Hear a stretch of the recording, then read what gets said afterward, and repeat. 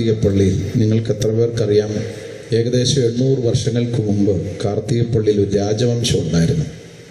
കാർത്തികപ്പള്ളി രാജവംശം. ഈ ഓടനാട് രാജകുടുംബം എന്നാണ് അറിയപ്പെട്ടിരുന്നത്. ഓടനാടെന്നായിരുന്നു നമ്മുടെ ഈ സ്ഥലത്തൊക്കെ അറിയപ്പെട്ടത്. അങ്ങനെ ചരിത്രം ഉറങ്ങുന്ന സ്ഥലമാണ്. അന്നത്തെ കാലത്ത് പോർച്ചുഗീസുകാർക്കും ബ്രിട്ടീഷുകാർക്കും ഇവിടെ യഥേഷ്ടം വ്യവസായം ചെയ്യുവാൻ, അതോടൊപ്പം തന്നെ സുവിശേഷീകരണത്തിന് സ്വാതന്ത്ര്യം നൽകി. ഇവിടെയുള്ള പ്രധാനപ്പെട്ട ക്ഷേത്രങ്ങൾ, പള്ളികൾ എല്ലാം കൊണ്ടും ചരിത്രസമ്പന്നമായ ഈ സ്ഥലത്ത് ഇന്ന് രാത്രിയിലും എൻ്റെ സ്നേഹിതൻ പ്രിയ ലാലു പാസ്റ്റർ ഓർപ്പിച്ചതുപോലെ ചരിത്രത്തെ രണ്ടാക്കി മാറ്റിയ, ചരിത്രത്തിൽ എല്ലാ കാലത്തും എല്ലാവരും ഓർമ്മിപ്പിക്കപ്പെടുന്ന സർവശക്തനായ, ലോകരക്ഷകനായ, ഏകരക്ഷകനായ, നിത്യരക്ഷകനായ യേശുക്രിസ്തുവിൻ്റെ സുവിശേഷവുമായിട്ട് എനിക്ക് നിൽക്കുവാൻ അവസരം ഉണ്ടായതിൽ ദൈവത്തെ സ്തുതിക്കുന്നു. താലുപ്പാസ് പറഞ്ഞതുപോലെ ഞങ്ങളുടെയൊക്കെ പ്രിയപ്പെട്ട സ്നേഹിതൻ പ്രിയ റോബിൻ ഗാന ശുശ്രൂഷയ്ക്ക് നേതൃത്വം നൽകി. അതോർത്ത് ദൈവത്തെ പ്രത്യേകം ദൈവത്തിൻ്റെ സന്നിധിയിൽ സ്തോത്രം ചെയ്യുന്നു. എല്ലാവരെയും ദൈവമായ കർത്താവ് സഹായിക്കട്ടെ എന്ന് പ്രാർത്ഥിക്കുന്നു. ഞാൻ എൻ്റെ പരിചയമുള്ള ആളുകളുടെ പേര് പറയാൻ തുടങ്ങിയാൽ ഇന്ന് രാത്രിയിൽ എനിക്ക് പ്രസംഗിക്കാനായിട്ട് പിന്നെ സമയം വളരെ കുറച്ചേ ഉണ്ടായുള്ളൂ. വിവിധ ഇടങ്ങളിൽ കടന്നു വന്ന ആളുകൾ, എൻ്റെ പ്രിയപ്പെട്ട ബീച്ചായൻ ഉൾപ്പെടെ, അതുപോലെ ഈ പ്രദേശത്തുള്ള ധാരാളം ആളുകൾ, കാർത്തികപ്പള്ളി സഭ, അവിടെയുള്ള ദൈവമക്കൾ എല്ലാവരെയും ഞാൻ ഓർക്കുന്നു. ദൈവദാസൻ ഓർപ്പിച്ചതുപോലെ ഞാൻ ചില കാലം ഈ സ്ഥലത്തിൻ്റെ ഇവിടെയുള്ള ചച്ചക്കോട് സഭകളുടെ സെൻറ്ററിൻ്റെ ശുശ്രൂഷകനായിട്ടിരിക്കാൻ എനിക്ക് അവസരമുണ്ടായി. കഴിഞ്ഞ വർഷം ഈ കൺവെൻഷൻ ഉദ്ഘാടനം ചെയ്തത് ഞാനാണ്. എനിക്ക് തോന്നുന്നു അതുകൊണ്ടായിരിക്കാം വീണ്ടും ഒരു പ്രാവശ്യം കൂടെ എനിക്ക് അവസരങ്ങളെ ഈ പ്രിയപ്പെട്ടവർ തന്നത് എന്ന് ഞാൻ ചിന്തിക്കുന്നു. കർത്താവ് നമ്മെ അനുഗ്രഹിക്കട്ടെ. ഇനി ആരെക്കുറിച്ച് പറഞ്ഞാലും അവരെല്ലാം അപൂർണരാണ്, അവർക്കെല്ലാം പോരായ്മ ഉള്ളവരാണ്. മാത്രമല്ല മരിക്കുന്നവരാണ്. മരണത്തെ ജയിച്ച് ഉയർത്തെഴുന്നേറ്റ ഒരാളെക്കുറിച്ച് പറയുന്നതാണ് എന്തുകൊണ്ട് നല്ലത്. നമ്മളുടെ എല്ലാവരുടെയും ശ്രദ്ധ വിശുദ്ധ തിരുവെഴുത്തിലേക്ക് കൊണ്ടുവരുന്നു. അപ്പോസ്തലനായ വിശുദ്ധ പൗലോസ് ഫിലിപ്പിയർക്ക് എഴുതിയ ലേഖനം, അതിൻ്റെ 4-ാമത്തെ അധ്യായം 3-ാമത്തെ വാക്യം ദയവായിട്ട് ഒരാൾക്കൊന്ന് വായിക്കാം. The book Philippians chapter 4 verse 3. സാക്ഷാൽ ഇണയാളിയായുള്ളവേ, അവർക്ക് തുണ നിൽക്കണം എന്ന് ഞാൻ നിന്നോട് അപേക്ഷിക്കുന്നു. ജീവപുസ്തകത്തിൽ പേരുള്ള ക്ലേമന്ത് മുതലായ എൻ്റെ കൂട്ടുവാൽ വേലക്കാരോടുകൂടെ ആ സ്ത്രീകൾ എന്നോടുകൂടെ സുവിശേഷ ഘോഷണത്തിൽ പോരാടിയിരിക്കുന്നു. കർത്താവിന് മഹത്വം. സ്വർഗീയ പിതാവേ, അനുഗ്രഹീതമായ ഈ രാത്രിയിൽ അവിടുത്തെ പുത്രനായ യേശുക്രിസ്തുവിൻ്റെ പരിശുദ്ധ നാമത്തിൽ ദൈവത്തിൻ്റെ മുമ്പാകെ ഞങ്ങൾ കടന്നു വരുന്നു. ദൈവത്തിൻ്റെ വചനം അത് ശക്തിയുള്ളതാകയാൽ ആ ശക്തിയുള്ള ദൈവത്തിൻ്റെ വചനം അതെഴുതപ്പെട്ട അതേ ശക്തിയോടും തേജസ്സോടും കൂടെ ഇന്ന് രാത്രിയിൽ കേൾക്കാൻ ദൈവം ഞങ്ങൾക്ക് കൃപ ചെയ്യണം എന്ന് ഞങ്ങൾ ദൈവത്തോട് പ്രാർത്ഥിക്കുന്നു. ദൈവത്തിൻ്റെ ആത്മാവ് ഞങ്ങളെ സഹായിക്കണം. ഏഴയായ അടിയനെയും ദൈവം ഭാഗം താഴ്ത്തുന്നു. ഈ ജനം എന്താണോ കേൾക്കേണ്ടത് അത് മാത്രം പറയുവാൻ കൃപ ചെയ്യണമേ. അവിടുത്തെ ആലോചന, അവിടുത്തെ ശബ്ദമായി നിൽപ്പാൻ ദൈവം സഹായിക്കണം എന്ന് പ്രാർത്ഥിക്കുന്നു. യേശുക്രിസ്തുവിൻ്റെ പരിശുദ്ധ നാമത്തിൽ താഴ്മയോടെ അപേക്ഷിക്കുന്നു. ഉത്തരം നൽകണം ജീവനുള്ള നല്ല പിതാവേ. കരങ്ങളെ ഉയർത്തി നമുക്കൊന്ന് സ്തോത്രം ചെയ്യാം. കർത്താവിന് മഹത്വം ഉണ്ടാകട്ടെ. അപ്പോസ്തലനായ വിശുദ്ധ പൗലോസ് എഴുതിയ ഫിലിപ്പിയ ലേഖനം അതിൻ്റെ 4-ാം അധ്യായം 3-ാമത്തെ വാക്യമാണ് നമ്മൾ വായിച്ചത്. എനിക്കറിയാം, ഒരുപക്ഷെ സാധാരണ ആരും അങ്ങനെ ആ 3-ാമത്തെ വാക്യം എടുത്ത് പ്രസംഗിച്ച് കേൾക്കാൻ സാധ്യത വളരെ കുറവാണെന്നാണ് ഞാൻ ചിന്തിക്കുന്നത്. അപ്പോസ്തലനായ പൗലോസിനെ പരിചയമില്ലാത്ത ക്രൈസ്തവരുണ്ടാകില്ല. യേശുക്രിസ്തു കഴിഞ്ഞാൽ കർത്താവിൻ്റെ സഭയുടെ ഏറ്റവും പ്രധാനപ്പെട്ട, അദ്ദേഹത്തിൻ്റെ തന്നെ ഭാഷയിൽ പറഞ്ഞാൽ ഒരു ശില്പി, ആയിരുന്ന ദൈവത്തിൻ്റെ ദാസൻ വിശുദ്ധ പൗലോസ്.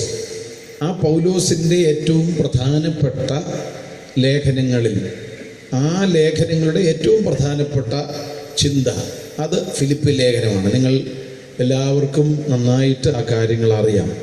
പൗലോസിൻ്റെ കാരാഗ്രഹ ലേഖനങ്ങൾ, പൗലോസ് കാരാഗ്രഹത്തിൽ കിടക്കുമ്പോൾ അദ്ദേഹം എഴുതിയ ലേഖനങ്ങളിൽ പ്രധാനപ്പെട്ടതാണ് ഫിലിപ്പ് ലേഖനം, എഫേസ് ലേഖനം, കൊലോസ് ലേഖനം, ഫിലിപ്പ് ലേഖനം, തിമോത്തിയോസിൻ്റെ ലേഖനങ്ങൾ. ഇങ്ങനെ പൗലോസ് കാരാഗ്രഹത്തിൽ കിടന്നുകൊണ്ട് എഴുതിയ ഈ ലേഖനം ഏകദേശം AD 61 എഴുതിയതെന്ന് വിശ്വസിക്കുന്നു. പൗലോസിൻ്റെ രക്ഷയും പൗലോസിൻ്റെ ചരിത്രമൊക്കെ പറയാൻ എൻ്റെ മനസ്സിൽ ആഗ്രഹമുണ്ട്. ഞാൻ ആ കാര്യം നിങ്ങളോട് തൽക്കാലം ഓർമ്മിപ്പിക്കാതെ ഈ ദൈവവചനത്തിലേക്ക് നിങ്ങളുടെ ശ്രദ്ധയെ കൊണ്ടുവരികയാണ്. ഫിലിപ്പി ലേഖനം നമ്മൾ വായിക്കുമ്പോൾ നമ്മളവിടെ കാണുന്നത് 4 പ്രധാനപ്പെട്ട അധ്യായങ്ങൾ. 4 പ്രധാനപ്പെട്ട അധ്യായങ്ങളിലൂടെ 4 പ്രധാനപ്പെട്ട പ്രമേയങ്ങളാണ് പൗലോസ് നമ്മളുടെ മുമ്പിൽ വെളിപ്പെടുത്തുന്നത്. യേശുക്രിസ്തുവിനെ സംബന്ധിച്ചുള്ള 4 പ്രധാനപ്പെട്ട പ്രമേയങ്ങൾ. ആ 4 പ്രമേയങ്ങൾ, അതിൻ്റെ അല്പം ചില കാര്യങ്ങൾ പറഞ്ഞേച്ച് നാം വായിച്ച 4-ാം അധ്യായത്തിൽ 3-ാമത്തെ വാക്യത്തിൽ ചില കാര്യങ്ങളുടെ പറയുമ്പോൾ എനിക്കിന്ന് രാത്രിയിൽ അനുവദിച്ചിരിക്കുന്ന സമയം അവസാനിക്കും എന്ന് ഞാൻ പ്രതീക്ഷിക്കുന്നു. നിങ്ങൾ പരിശോധിക്കുമ്പോൾ പൗലോസിൻ്റെ ഫിലിപ്പി ലേഖനത്തിലെ 4 പ്രധാന പ്രമേയങ്ങൾ, പൗലോസിൻ്റെ 4 പ്രമേയങ്ങൾ. പൗലോസിൻ്റെ 4 പ്രമേയങ്ങളിൽ ഏറ്റവും പ്രധാനപ്പെട്ടത് 1-ാമത്തെ അധ്യായത്തിലേക്ക് നമ്മൾ വരുന്നു. 1-ാമത്തെ അധ്യായത്തിൻ്റെ 21-ാമത്തെ വാക്യം ഞാൻ അത് ഇവിടെ ഓർപ്പിച്ചോളാം. എനിക്ക് ജീവിക്കുന്നത് ക്രിസ്തുവും മരിക്കുന്നത് ലാഭവുമാണ്. 1-ാമത്തെ അധ്യായത്തിലൂടെ വിശുദ്ധ പൗലോസ് ക്രൈസ്തവ ജനത്തിന് അവരോട് പറയുകയാണ്, ക്രിസ്തു എനിക്ക് ആരാണ്, അല്ലെങ്കിൽ ദൈവത്തിൻ്റെ മക്കൾക്ക് ക്രിസ്തു ആരാണ്. കുറച്ചുകൂടെ പറഞ്ഞാൽ മനുഷ്യർക്ക് ക്രിസ്തു ആരാണ്. ദൈവത്തിന് ഇപ്പോൾ നമ്മൾ ക്രിസ്മസിൻ്റെ ആ കാലം ഇന്നലെ അങ്ങോട്ട് കഴിഞ്ഞതേ ഉള്ളൂ. ഈ ദിവസങ്ങളിൽ എനിക്ക് തോന്നുന്നു നമ്മുടെ എല്ലായിടത്തും, പത്തനാപുരത്താണെങ്കിൽ ധാരാളം ഈ പള്ളികളിൽ നിന്ന് വന്നതിനേക്കാൾ ക്ലബ്ബുകാരാണ് കൂടുതലധികം വന്നത്. അവർ അത്യുന്നതങ്ങളിൽ ദൈവത്തിന് മഹത്വം, ഭൂമിയിൽ ദൈവപ്രസാദമുള്ള മനുഷ്യർക്ക് സമാധാനം എന്ന് പറഞ്ഞ് വീടുകൾ തോറും അവർ ഇങ്ങനെ വന്നു. അപ്പോൾ യേശു കർത്താവിൻ്റെ ഈ നക്ഷത്ര വിളക്കുമൊക്കെ ആയിട്ട് വളരെ ആ ഒരു സമയം, അതിൻ്റെ ആ സന്തോഷം അങ്ങോട്ട് കഴിഞ്ഞതേ ഉള്ളൂ. ഇനിവേ യേശു ജനിച്ചു. യേശു ജനിച്ചത് എന്തിനാണ്? അപ്പോൾ അതിൽ പൗലോസ് നമ്മോട് പറയുന്നത്, ഞാൻ ഒരു 20 വർഷങ്ങൾക്ക് മുമ്പ് വാഴൂര്, കോട്ടയം വാഴൂർ എന്ന് പറയുന്ന സ്ഥലത്ത് ഒരു സുവിശേഷകനായിട്ട് പാർത്തു. 20 വർഷങ്ങൾക്കപ്പുറം. അപ്പോൾ എൻ്റെ ചർച്ച് ഒരു വലിയ മലയുടെ ഒരു കുന്നിൻ്റെ സൈഡിലാണ്. ആ കുന്നിൽ നിന്ന് താഴേക്ക് ഇറങ്ങി വരുമ്പോൾ അവിടെ ഒരു ഷാപ്പുണ്ട്. അത് നടത്തിയ എനിക്ക് പരിചയമുള്ള ആ നാട്ടുകാരനായ ഒരു തോമസ് കുട്ടിയച്ചാനാണ്. അപ്പോൾ അദ്ദേഹത്തിൻ്റെതാണ് ആ ഷാപ്പ്. ഈ ഷാപ്പ് നിൽക്കുന്നത് താഴേന്ന് നമ്മളിങ്ങനെ മുകളിലോട്ട് കയറണം. ഒരു 3 പടിക്ക് 3 പുരയിടത്തിൻ്റെ 3 തട്ടുകൾക്ക് മുകളിലാണ്. അപ്പോൾ ഈ റോഡിൽ നിന്ന് അദ്ദേഹം ഒരു കയറ് കെട്ടി ഈ ഷാപ്പിൻ്റെ മുകൾ ഭാഗം വരെ നക്ഷത്ര വിളക്കിലിട്ടിട്ടുണ്ട്. അപ്പോൾ എനിക്ക് തോന്നുന്നു ആ കാലത്താണ് ഈ കത്തും പിന്നെ അണയും പിന്നെയും കത്തും, ആ സൈസ് നക്ഷത്രങ്ങൾ ഇറങ്ങിയ കാലം. ദൈവത്തിന് സ്തോത്രം. അത് ഏതോ ടെക്നിക്കൊക്കെ ഉപയോഗിച്ചാണ് ചെയ്യുന്നത്. അപ്പോൾ ഈ തോമസ് കുട്ടിയച്ചായൻ നല്ല സ്നേഹിതനാണ്. അദ്ദേഹം ഷാപ്പ് നടത്തുന്നെങ്കിലും അദ്ദേഹത്തിന് ഭക്തിയുണ്ട്, പള്ളിയിലൊക്കെ പോകുന്ന മനുഷ്യനാണ്.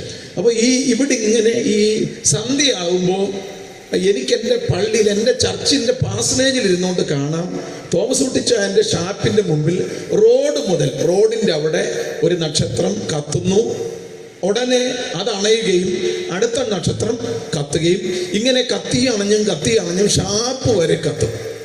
ഞാൻ ഒരിക്കൽ അദ്ദേഹത്തോട് ചോദിച്ചു, ഇത്ര കൃത്യമായിട്ട് ഈ ഷാപ്പ് വരെ പിന്നെ ഈ നക്ഷത്ര വിളക്ക് ഇങ്ങനെ കത്തി അണഞ്ഞും ഒക്കെ വെച്ചത് എന്തിനാണ്? അപ്പോൾ അദ്ദേഹം എന്നോട് പറഞ്ഞു, ഒരു വിദ്വാൻമാർക്കും വഴിതെറ്റാതിരിക്കാനാണ്. സ്വതന്ത്രം. നമ്മൾ ക്രിസ്തു ഈ ഭൂമിയിലേക്ക് വന്നതിൻ്റെ അർത്ഥം, അതിൻ്റെ ചേതോവികാരം മറന്നുപോയ ഒരു കാലഘട്ടത്തിലാണ്. സുവിശേഷത്തിന് ഭയങ്കര പ്രസക്തിയുള്ള, സുവിശേഷത്തിന് സ്വാധീനമുള്ള, സുവിശേഷം കേൾക്കണ്ട, അറിയണ്ട, പറയണ്ട. നിങ്ങൾ സുവിശേഷം ഗോസ്പൽ എന്നാണ്. ഗോസ്പൽ എന്ന് പറഞ്ഞാൽ ഗോ ആൻഡ് സ്പെൽ, പോയി പറയണം. സുവിശേഷം കേട്ടവരെല്ലാം അത് വിഴുങ്ങി ഇങ്ങനെ ഇരിക്കരുത്, അത് പോയി പറയണം. ഈ അച്ചായന്മാരുടെ ഉള്ളിൽ അവർക്ക് തോന്നി അവര് ജനിച്ച ഈ മണ്ണിൽ ഇവിടെയുള്ള ആളുകളോട് പോയി പറയണമെന്ന്. സുവിശേഷത്തിന്റെ ഒന്നാമത്തെ സന്ദേശം ഇത് ഗോ ആൻഡ് സ്പെല്ലാണ്, പോയി പറയണം. രണ്ടാമത്തെ സന്ദേശം ഗോഡ്സ്പെലാണ്, ഇത് ദൈവം പറഞ്ഞതാണ്. ദൈവം പറഞ്ഞു തുടങ്ങി, കർത്താവ് പറഞ്ഞു തുടങ്ങി, അടയാളങ്ങൾ, അത്ഭുതങ്ങൾ തെളിവായി വന്നതാണ് സുവിശേഷം. സുവിശേഷം എന്ന് പറയുന്നത് ലോകത്തിലെ ഏറ്റവും മനോഹരമായ സന്ദേശമാണ്. എന്തുകൊണ്ടാണ് ഈ സന്ദേശം? പ്രിയപ്പെട്ട ലാലുപ്പാസ്, ഞാൻ നേരത്തെ അദ്ദേഹത്തിന് സാക്ഷ്യം കേട്ടിട്ടുണ്ട്. ഇപ്പൊ എനിക്ക് കേട്ടപ്പോൾ പിന്നെ ഒരു പുതുക്കവും ഒരാവേശവും കൂടെ. ഞാൻ എൻ്റെ സാക്ഷ്യം കൂടെ അത്തരം അങ്ങ് പറയാം എന്നെൻ്റെ മനസ്സിൽ അങ്ങ് വലിയ ഒരാഗ്രഹം. ഞാൻ ഒരു രാഷ്ട്രീയ പാർട്ടി, കമ്മ്യൂണിസ്റ്റ് പ്രസ്ഥാനവുമായി ബന്ധപ്പെട്ട് പ്രവർത്തിച്ച ഒരു കാലത്താണ് ഞാൻ ഈ യേശുവിലേക്ക് വന്നത്. എല്ലാ കാലത്തും എനിക്ക് അവരോട് ഭയങ്കര ആദരവാണ്. സിരകളിൽ ഒഴുകും ചുടുനിണം ഇനിയൊരു രക്തതാരകമാകട്ടെ എന്ന് ഇങ്ങനെ മുഷ്ടി ചുരുട്ടി. ഞാൻ എൻ്റെ അടൂർ കോളേജിൽ പഠിക്കുമ്പോൾ കോളേജ് വിദ്യാഭ്യാസ കാലത്ത് ഇങ്ങനെ മുഷ്ടി ചുരുട്ടി, സിരകളിൽ ഒഴുകും ചുടുനിണം ഇനിയൊരു രക്തതാരകമാകട്ടെ.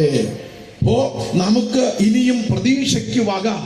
ഞങ്ങൾ നഷ്ടപ്പെടുവാൻ കൈവിലങ്ങുകളും കിട്ടാനുണ്ടൊരു പുതിയൊരു ലോകം. മതം കർത്താവിനെതിരാണ്. എന്നോട് ആർക്കും പിണക്കം തോന്നരുത്. ഇന്നും മതം ക്രിസ്തുവിനെതിരാണ്, ക്രിസ്തു മതത്തിനെതിരാണ്. ഞാൻ ഒരു മത ഇതരനാണ്. ഞാൻ എൻ്റെ അന്നത്തെ ഭാഷയിൽ പറഞ്ഞാൽ പുരോഗമന രാഷ്ട്രീയ പ്രസ്ഥാനത്തിലൊക്കെയാണ് ഞാൻ പ്രവർത്തിച്ചെന്നാണ് എൻ്റെ ഒരു വെയ്പ്പ്. നിങ്ങൾക്ക് ഇഷ്ടമുണ്ട് സ്വീകരിച്ചാൽ മതി. അപ്പൊ അത്തരം കാലത്ത് തന്നെ എൻ്റെ മനസ്സിലെ സ്വാധീനമുണ്ടായത് യേശുക്രിസ്തു സാധാരണക്കാരനല്ല, അവൻ ദൈവപുത്രനായിരുന്നു. ഞങ്ങളൊക്കെ ഞങ്ങളുടെ പൊസിഷനുകൾ, ഞങ്ങൾക്കുള്ള എന്തെല്ലാം കാര്യങ്ങളുണ്ടോ അതൊക്കെ നാലാളൊന്ന് അറിയണം എന്ന് ആഗ്രഹിച്ചപ്പോ ഭൂമിയുടെ ഇവിടേക്ക് വന്ന യൂറി ഗഗാറിൻ എന്ന് പറഞ്ഞ മനുഷ്യൻ പറഞ്ഞത്, മനുഷ്യൻ സ്പേസിലൂടെ സഞ്ചരിച്ചതോ മനുഷ്യൻ ചന്ദ്രനിൽ എത്തിയതോ അല്ല അത്ഭുതം, ദൈവം ഭൂമിയിൽ വന്നതാണ് അത്ഭുതം. ദൈവം ഭൂമിയിലേക്ക് വന്നു. ഈ ഭൂമിയിലേക്ക് വന്നു. യേശു ഭൂമിയിലേക്ക് വന്നത് എന്തിനാ? യേശു വന്നത് ഞാൻ മുമ്പേ പറഞ്ഞതുപോലെ കുപ്പി പൊട്ടിക്കാനാണോ, പോത്തിനെ കറി വെച്ച് കഴിക്കാനാണോ, ഉത്സവമായിട്ട് ആചരിക്കാൻ? അതൊക്കെ ആളുകൾ ചെയ്യുന്നു. അതിനല്ല യേശു വന്നത്. യേശു വന്നതിൻ്റെ പ്രാഥമികവും പ്രധാനപ്പെട്ടത് പറയാതെ പോയാൽ അത് നീതികേടായി പോകും. അതൊന്ന് പറഞ്ഞേച്ചാൻ വരാം. യേശു എന്തിനാ വന്നത്? യേശു എന്തിനു വന്നു? ദ പർപ്പസ് ഓഫ് യേശുവിന്റെ ഭൂമിയിലേക്കുള്ള വരവിന്റെ പർപ്പസ് എന്താണ്? ദൈവത്തിന്റെ ദൂതനായ ഗബ്രിയേൽ മാലാഖ യേശുക്രിസ്തുവിന്റെ അമ്മയായ വിശുദ്ധ മറിയത്തിന്റെ അടുക്കൽ വന്നേച്ച് മറിയത്തോട് പറയുന്നത്, നീ ഒരു മകനെ പ്രസവിക്കും, നീ ഒരു മകനെ പ്രസവിക്കും. ലോക ചരിത്രത്തിൽ ലോകത്തിലെ അത്ഭുതങ്ങളിലൊന്ന് നിങ്ങൾക്കറിയാമോ? ഇവിടെ ഇരിക്കുന്ന നാം ഓരോരുത്തരും, പ്രസംഗിക്കുന്ന ഞാനും, സ്ത്രീ പുരുഷന്മാരുടെ ഇഷ്ടം കൊണ്ട് ഭൂമിയിലേക്ക് ജനിച്ചവരായപ്പോ സ്ത്രീ പുരുഷന്മാരുടെ വൈകാരിക ഇഷ്ടത്തിൽ നിന്ന് വിഭിന്നമായി ദൈവേഷ്ടത്താൽ ഭൂമിയിലേക്ക് വന്ന ഒരേ ഒരാൾ.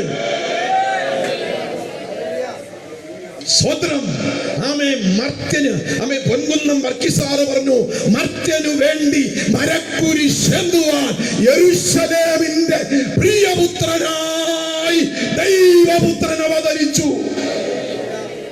സ്വതന്ത്രം ആവേശത്തോടെ ഇന്ന് ഞാൻ പറയുന്നു, സിരകളിൽ ഒഴുകുന്ന ചുടുനിനം തിളച്ചു മറിയുന്ന ആവേശത്തോടെ പറയുന്നു, മനുഷ്യന്റെ പാപം നിമിത്തം മനുഷ്യന് ദൈവത്തിലേക്ക് അടുത്തു ചെല്ലുവാൻ യാതൊരു സാധ്യതയുമില്ലാതിരിക്കെ നമ്മൾ വിചാരിക്കും ലാലുപ്പാസ് ഹിന്ദു ആയതുകൊണ്ട്. നെവർ. ഞാൻ പറഞ്ഞല്ലോ, യേശു ഏതെങ്കിലും മതത്തിന്റെ ദൈവമല്ല, ഏതെങ്കിലും വിഭാഗത്തിന്റെ ദൈവമല്ല, ഏതെങ്കിലും പേരുകാരുടെ ദൈവമല്ല. നിങ്ങൾ ഒരു മനുഷ്യനാണോ? നിങ്ങളുടെ ദൈവമാണ് യേശു. സ്തോത്രം. 37 വർഷമായി പുസ്തകം പ്രസംഗിക്കാൻ തുടങ്ങിയിട്ട് ആ അഭിമാനത്തോടെ പറയുക, പ്രസംഗിച്ച കൊതി തീരത്തില്ല. മലപ്പുറത്ത് കൊണ്ടോട്ടി വെച്ച് ഒരാൾ പ്രസംഗിച്ചുകൊണ്ടിരുന്ന തലയ്ക്ക് പുറകെ ഒന്ന് ഒറ്റയടി അടിച്ചപ്പോൾ ഈ പൊന്നീച്ച എന്ന് പറഞ്ഞ സാധനമുണ്ട്, ഇത് കിട്ടിയാലേ അറിയത്തുള്ളൂ, അതിങ്ങനെ പറക്കുക. അപ്പം ഇങ്ങനെ തല തപ്പിക്കൊണ്ട് ഞാൻ പറഞ്ഞു, അച്ഛാ ഇതൂടെ ചേട്ടാ ഇതൂടെ അങ്ങ് പറഞ്ഞിരുന്ന് ബാക്കി അടിക്കാവേ. പുള്ളി എൻ്റെ മുഖത്തോട്ട് വന്ന് നോക്കിയിട്ട് പിന്നെ അടിക്കാതെ പോയി. ദൈവത്തിന് സ്തോത്രം. സുവിശേഷത്തിൻ്റെ സാധ്യത മനസ്സിലായോ? ഇന്ന് രാത്രി ഇവിടെ ഇരിക്കുമ്പോൾ മനുഷ്യൻ്റെ കർമ്മകാണ്ഡങ്ങൾ എന്തെങ്കിലും കൊണ്ട് ദൈവത്തിൻ്റെ അടുക്കലേക്ക് ചെല്ലാൻ മനുഷ്യന് കഴിയാതിരിക്കുകയാണ്. കർത്താവ് പറഞ്ഞു, മനുഷ്യന്റെ പ്രവർത്തികൾ കറപുരണ്ട തുണിയാണെന്ന്. നമ്മുടെ യെശയ്യാവിനൊക്കെ മലയാളത്തിലെ യെശയ്യാ പ്രവചനം ട്രാൻസ്ലേറ്റ് ചെയ്തത് ചാത്തുമേനോനാ. മലയാളികൾക്ക് ഈ ഉപയോഗിക്കുന്ന ബൈബിള്, മലയാളത്തിലെ ബൈബിള് തോമസ് കുട്ടിച്ചാനല്ല അതിട്ടാണ് ട്രാൻസ്ലേറ്റ് ചെയ്തത്, ചാത്തുമേനോനാ. ബക്കർ സാഹിബിന്റെ കെയർ ഓഫിൽ അങ്ങ് കോട്ടയത്തിരുന്ന് ഇപ്പോൾ അദ്ദേഹമാണ് യെശയ്യാ പ്രവചനം ട്രാൻസ്ലേറ്റ് ചെയ്യുമ്പോൾ അദ്ദേഹം എഴുതിയത് കറപുരണ്ട തുണി പോലെ. നിങ്ങൾ വീട്ടിൽ പോയെന്ന് വായിക്കണം. വീട്ടിൽ പോയി ഇംഗ്ലീഷ് ബൈബിൾ ഉണ്ടെങ്കിൽ KJV ഉണ്ട്, വായിച്ചു നോക്കണം. അവിടെ കിടക്കുന്ന കറപുരണ്ട തുണിയൊന്നല്ല. പണ്ട് കാലത്ത് സ്ത്രീകളുടെ സീസൺ സമയത്ത് അവർ വെക്കുന്ന തുണിയുണ്ട്. ആ തുണിയിൽ രക്തം പുരടും, അത് പിന്നീട് ഉപയോഗിക്കാൻ കഴിയില്ല. അതുപോലെ മനുഷ്യന്റെ ജീവനത്തിന്റെ ഏറ്റവും പ്രധാനപ്പെട്ട കാര്യത്തെക്കുറിച്ച് ദൈവം പറയുക. നിങ്ങൾക്കറിയാമോ, നിങ്ങൾക്ക് ലഡു ഇഷ്ടമാണ്. ലഡു ഇഷ്ടമാണോ? ഷുവറല്ലെങ്കിൽ ഇഷ്ടമാണ്. പക്ഷെ ലഡു ഒരാള് ഒരു കുഷ്ഠരോഗി കൊണ്ട് തന്ന, കുഷ്ഠരോഗം ഒന്നും നമ്മളെ ചാടിക്കറി പിടിക്കത്തൊന്നുമില്ല കേട്ടോ. കുഷ്ഠരോഗം ഒന്നും നമ്മൾ തൊട്ടാലും ഒന്നും പിടിച്ചാലും ഒന്നും പോകില്ല. അവരുടെ സെൻസേഷൻ നഷ്ടപ്പെട്ടതുകൊണ്ട് അവർക്ക് മാന്തണമെന്ന് തോന്നും. ഇങ്ങനെ മാന്തുമ്പോൾ ആ സ്ഥലം ഇളകി പോകും, പിന്നെ അത് കുരുടി പോകുന്നല്ലാതെ കുഷ്ഠരോഗം ഒന്നും ചാടിക്കറി പിടിക്കത്തില്ല. എന്നാലും ആ ലഡു ഇഷ്ടമാണ്. പക്ഷെ അത് ഒരു കുഷ്ഠരോഗി കൊണ്ട് തന്നാലോ?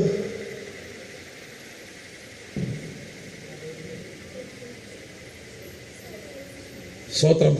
വിശുദ്ധ ബൈബിൾ പറയുക, നമ്മുടെ ഏതെങ്കിലും പ്രവർത്തികൾ കൊണ്ട് ദൈവത്തിലേക്ക് അടുത്തു വരാൻ വയ്യ. ദൂതന്മാർ തെറ്റു ചെയ്തു, ദൂതന്മാരെ അടച്ചു, അവരുടെ വഴി അടഞ്ഞപ്പോ തെറ്റു ചെയ്ത, പാപം ചെയ്ത മനുഷ്യനോട് ദൈവത്തിന് കരുണയുണ്ട്. രണ്ട് പ്രധാനപ്പെട്ട കാര്യമാണ് ദൈവവചനം പറയുന്നത്. ഒന്ന്, മനുഷ്യനോട് ദൈവത്തിന് തോന്നിയ കൃപ. രണ്ടാമത് കരുണ. കൃപയും കരുണയും തമ്മിൽ വ്യത്യാസം അറിയാമല്ലോ. കൃപയെന്ന് പറഞ്ഞാല് അർഹിക്കാത്തത് തന്നതാണ് കൃപ കേട്ടോ. അർഹിക്കാത്തത് പലതും ദൈവം എനിക്ക് തന്നു. എനിക്ക് തന്ന പണമല്ല പ്രധാനം, ആരോഗ്യമല്ല പ്രധാനം, എനിക്ക് തന്ന രക്ഷയാണ് പ്രധാനം. മനുഷ്യന് സ്വയം രക്ഷപ്പെടാൻ കഴിയാതിരിക്കുമ്പോ അതാ കൃപ.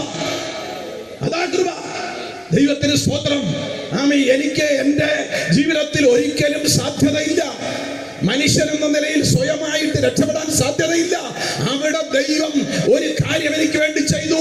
അവൻ കൃപ തോന്നി എന്നോട് മനസ്സലിഞ്ഞ് അവന്റെ പുത്രനെ എനിക്ക് തന്നു. അതാ കൃപ.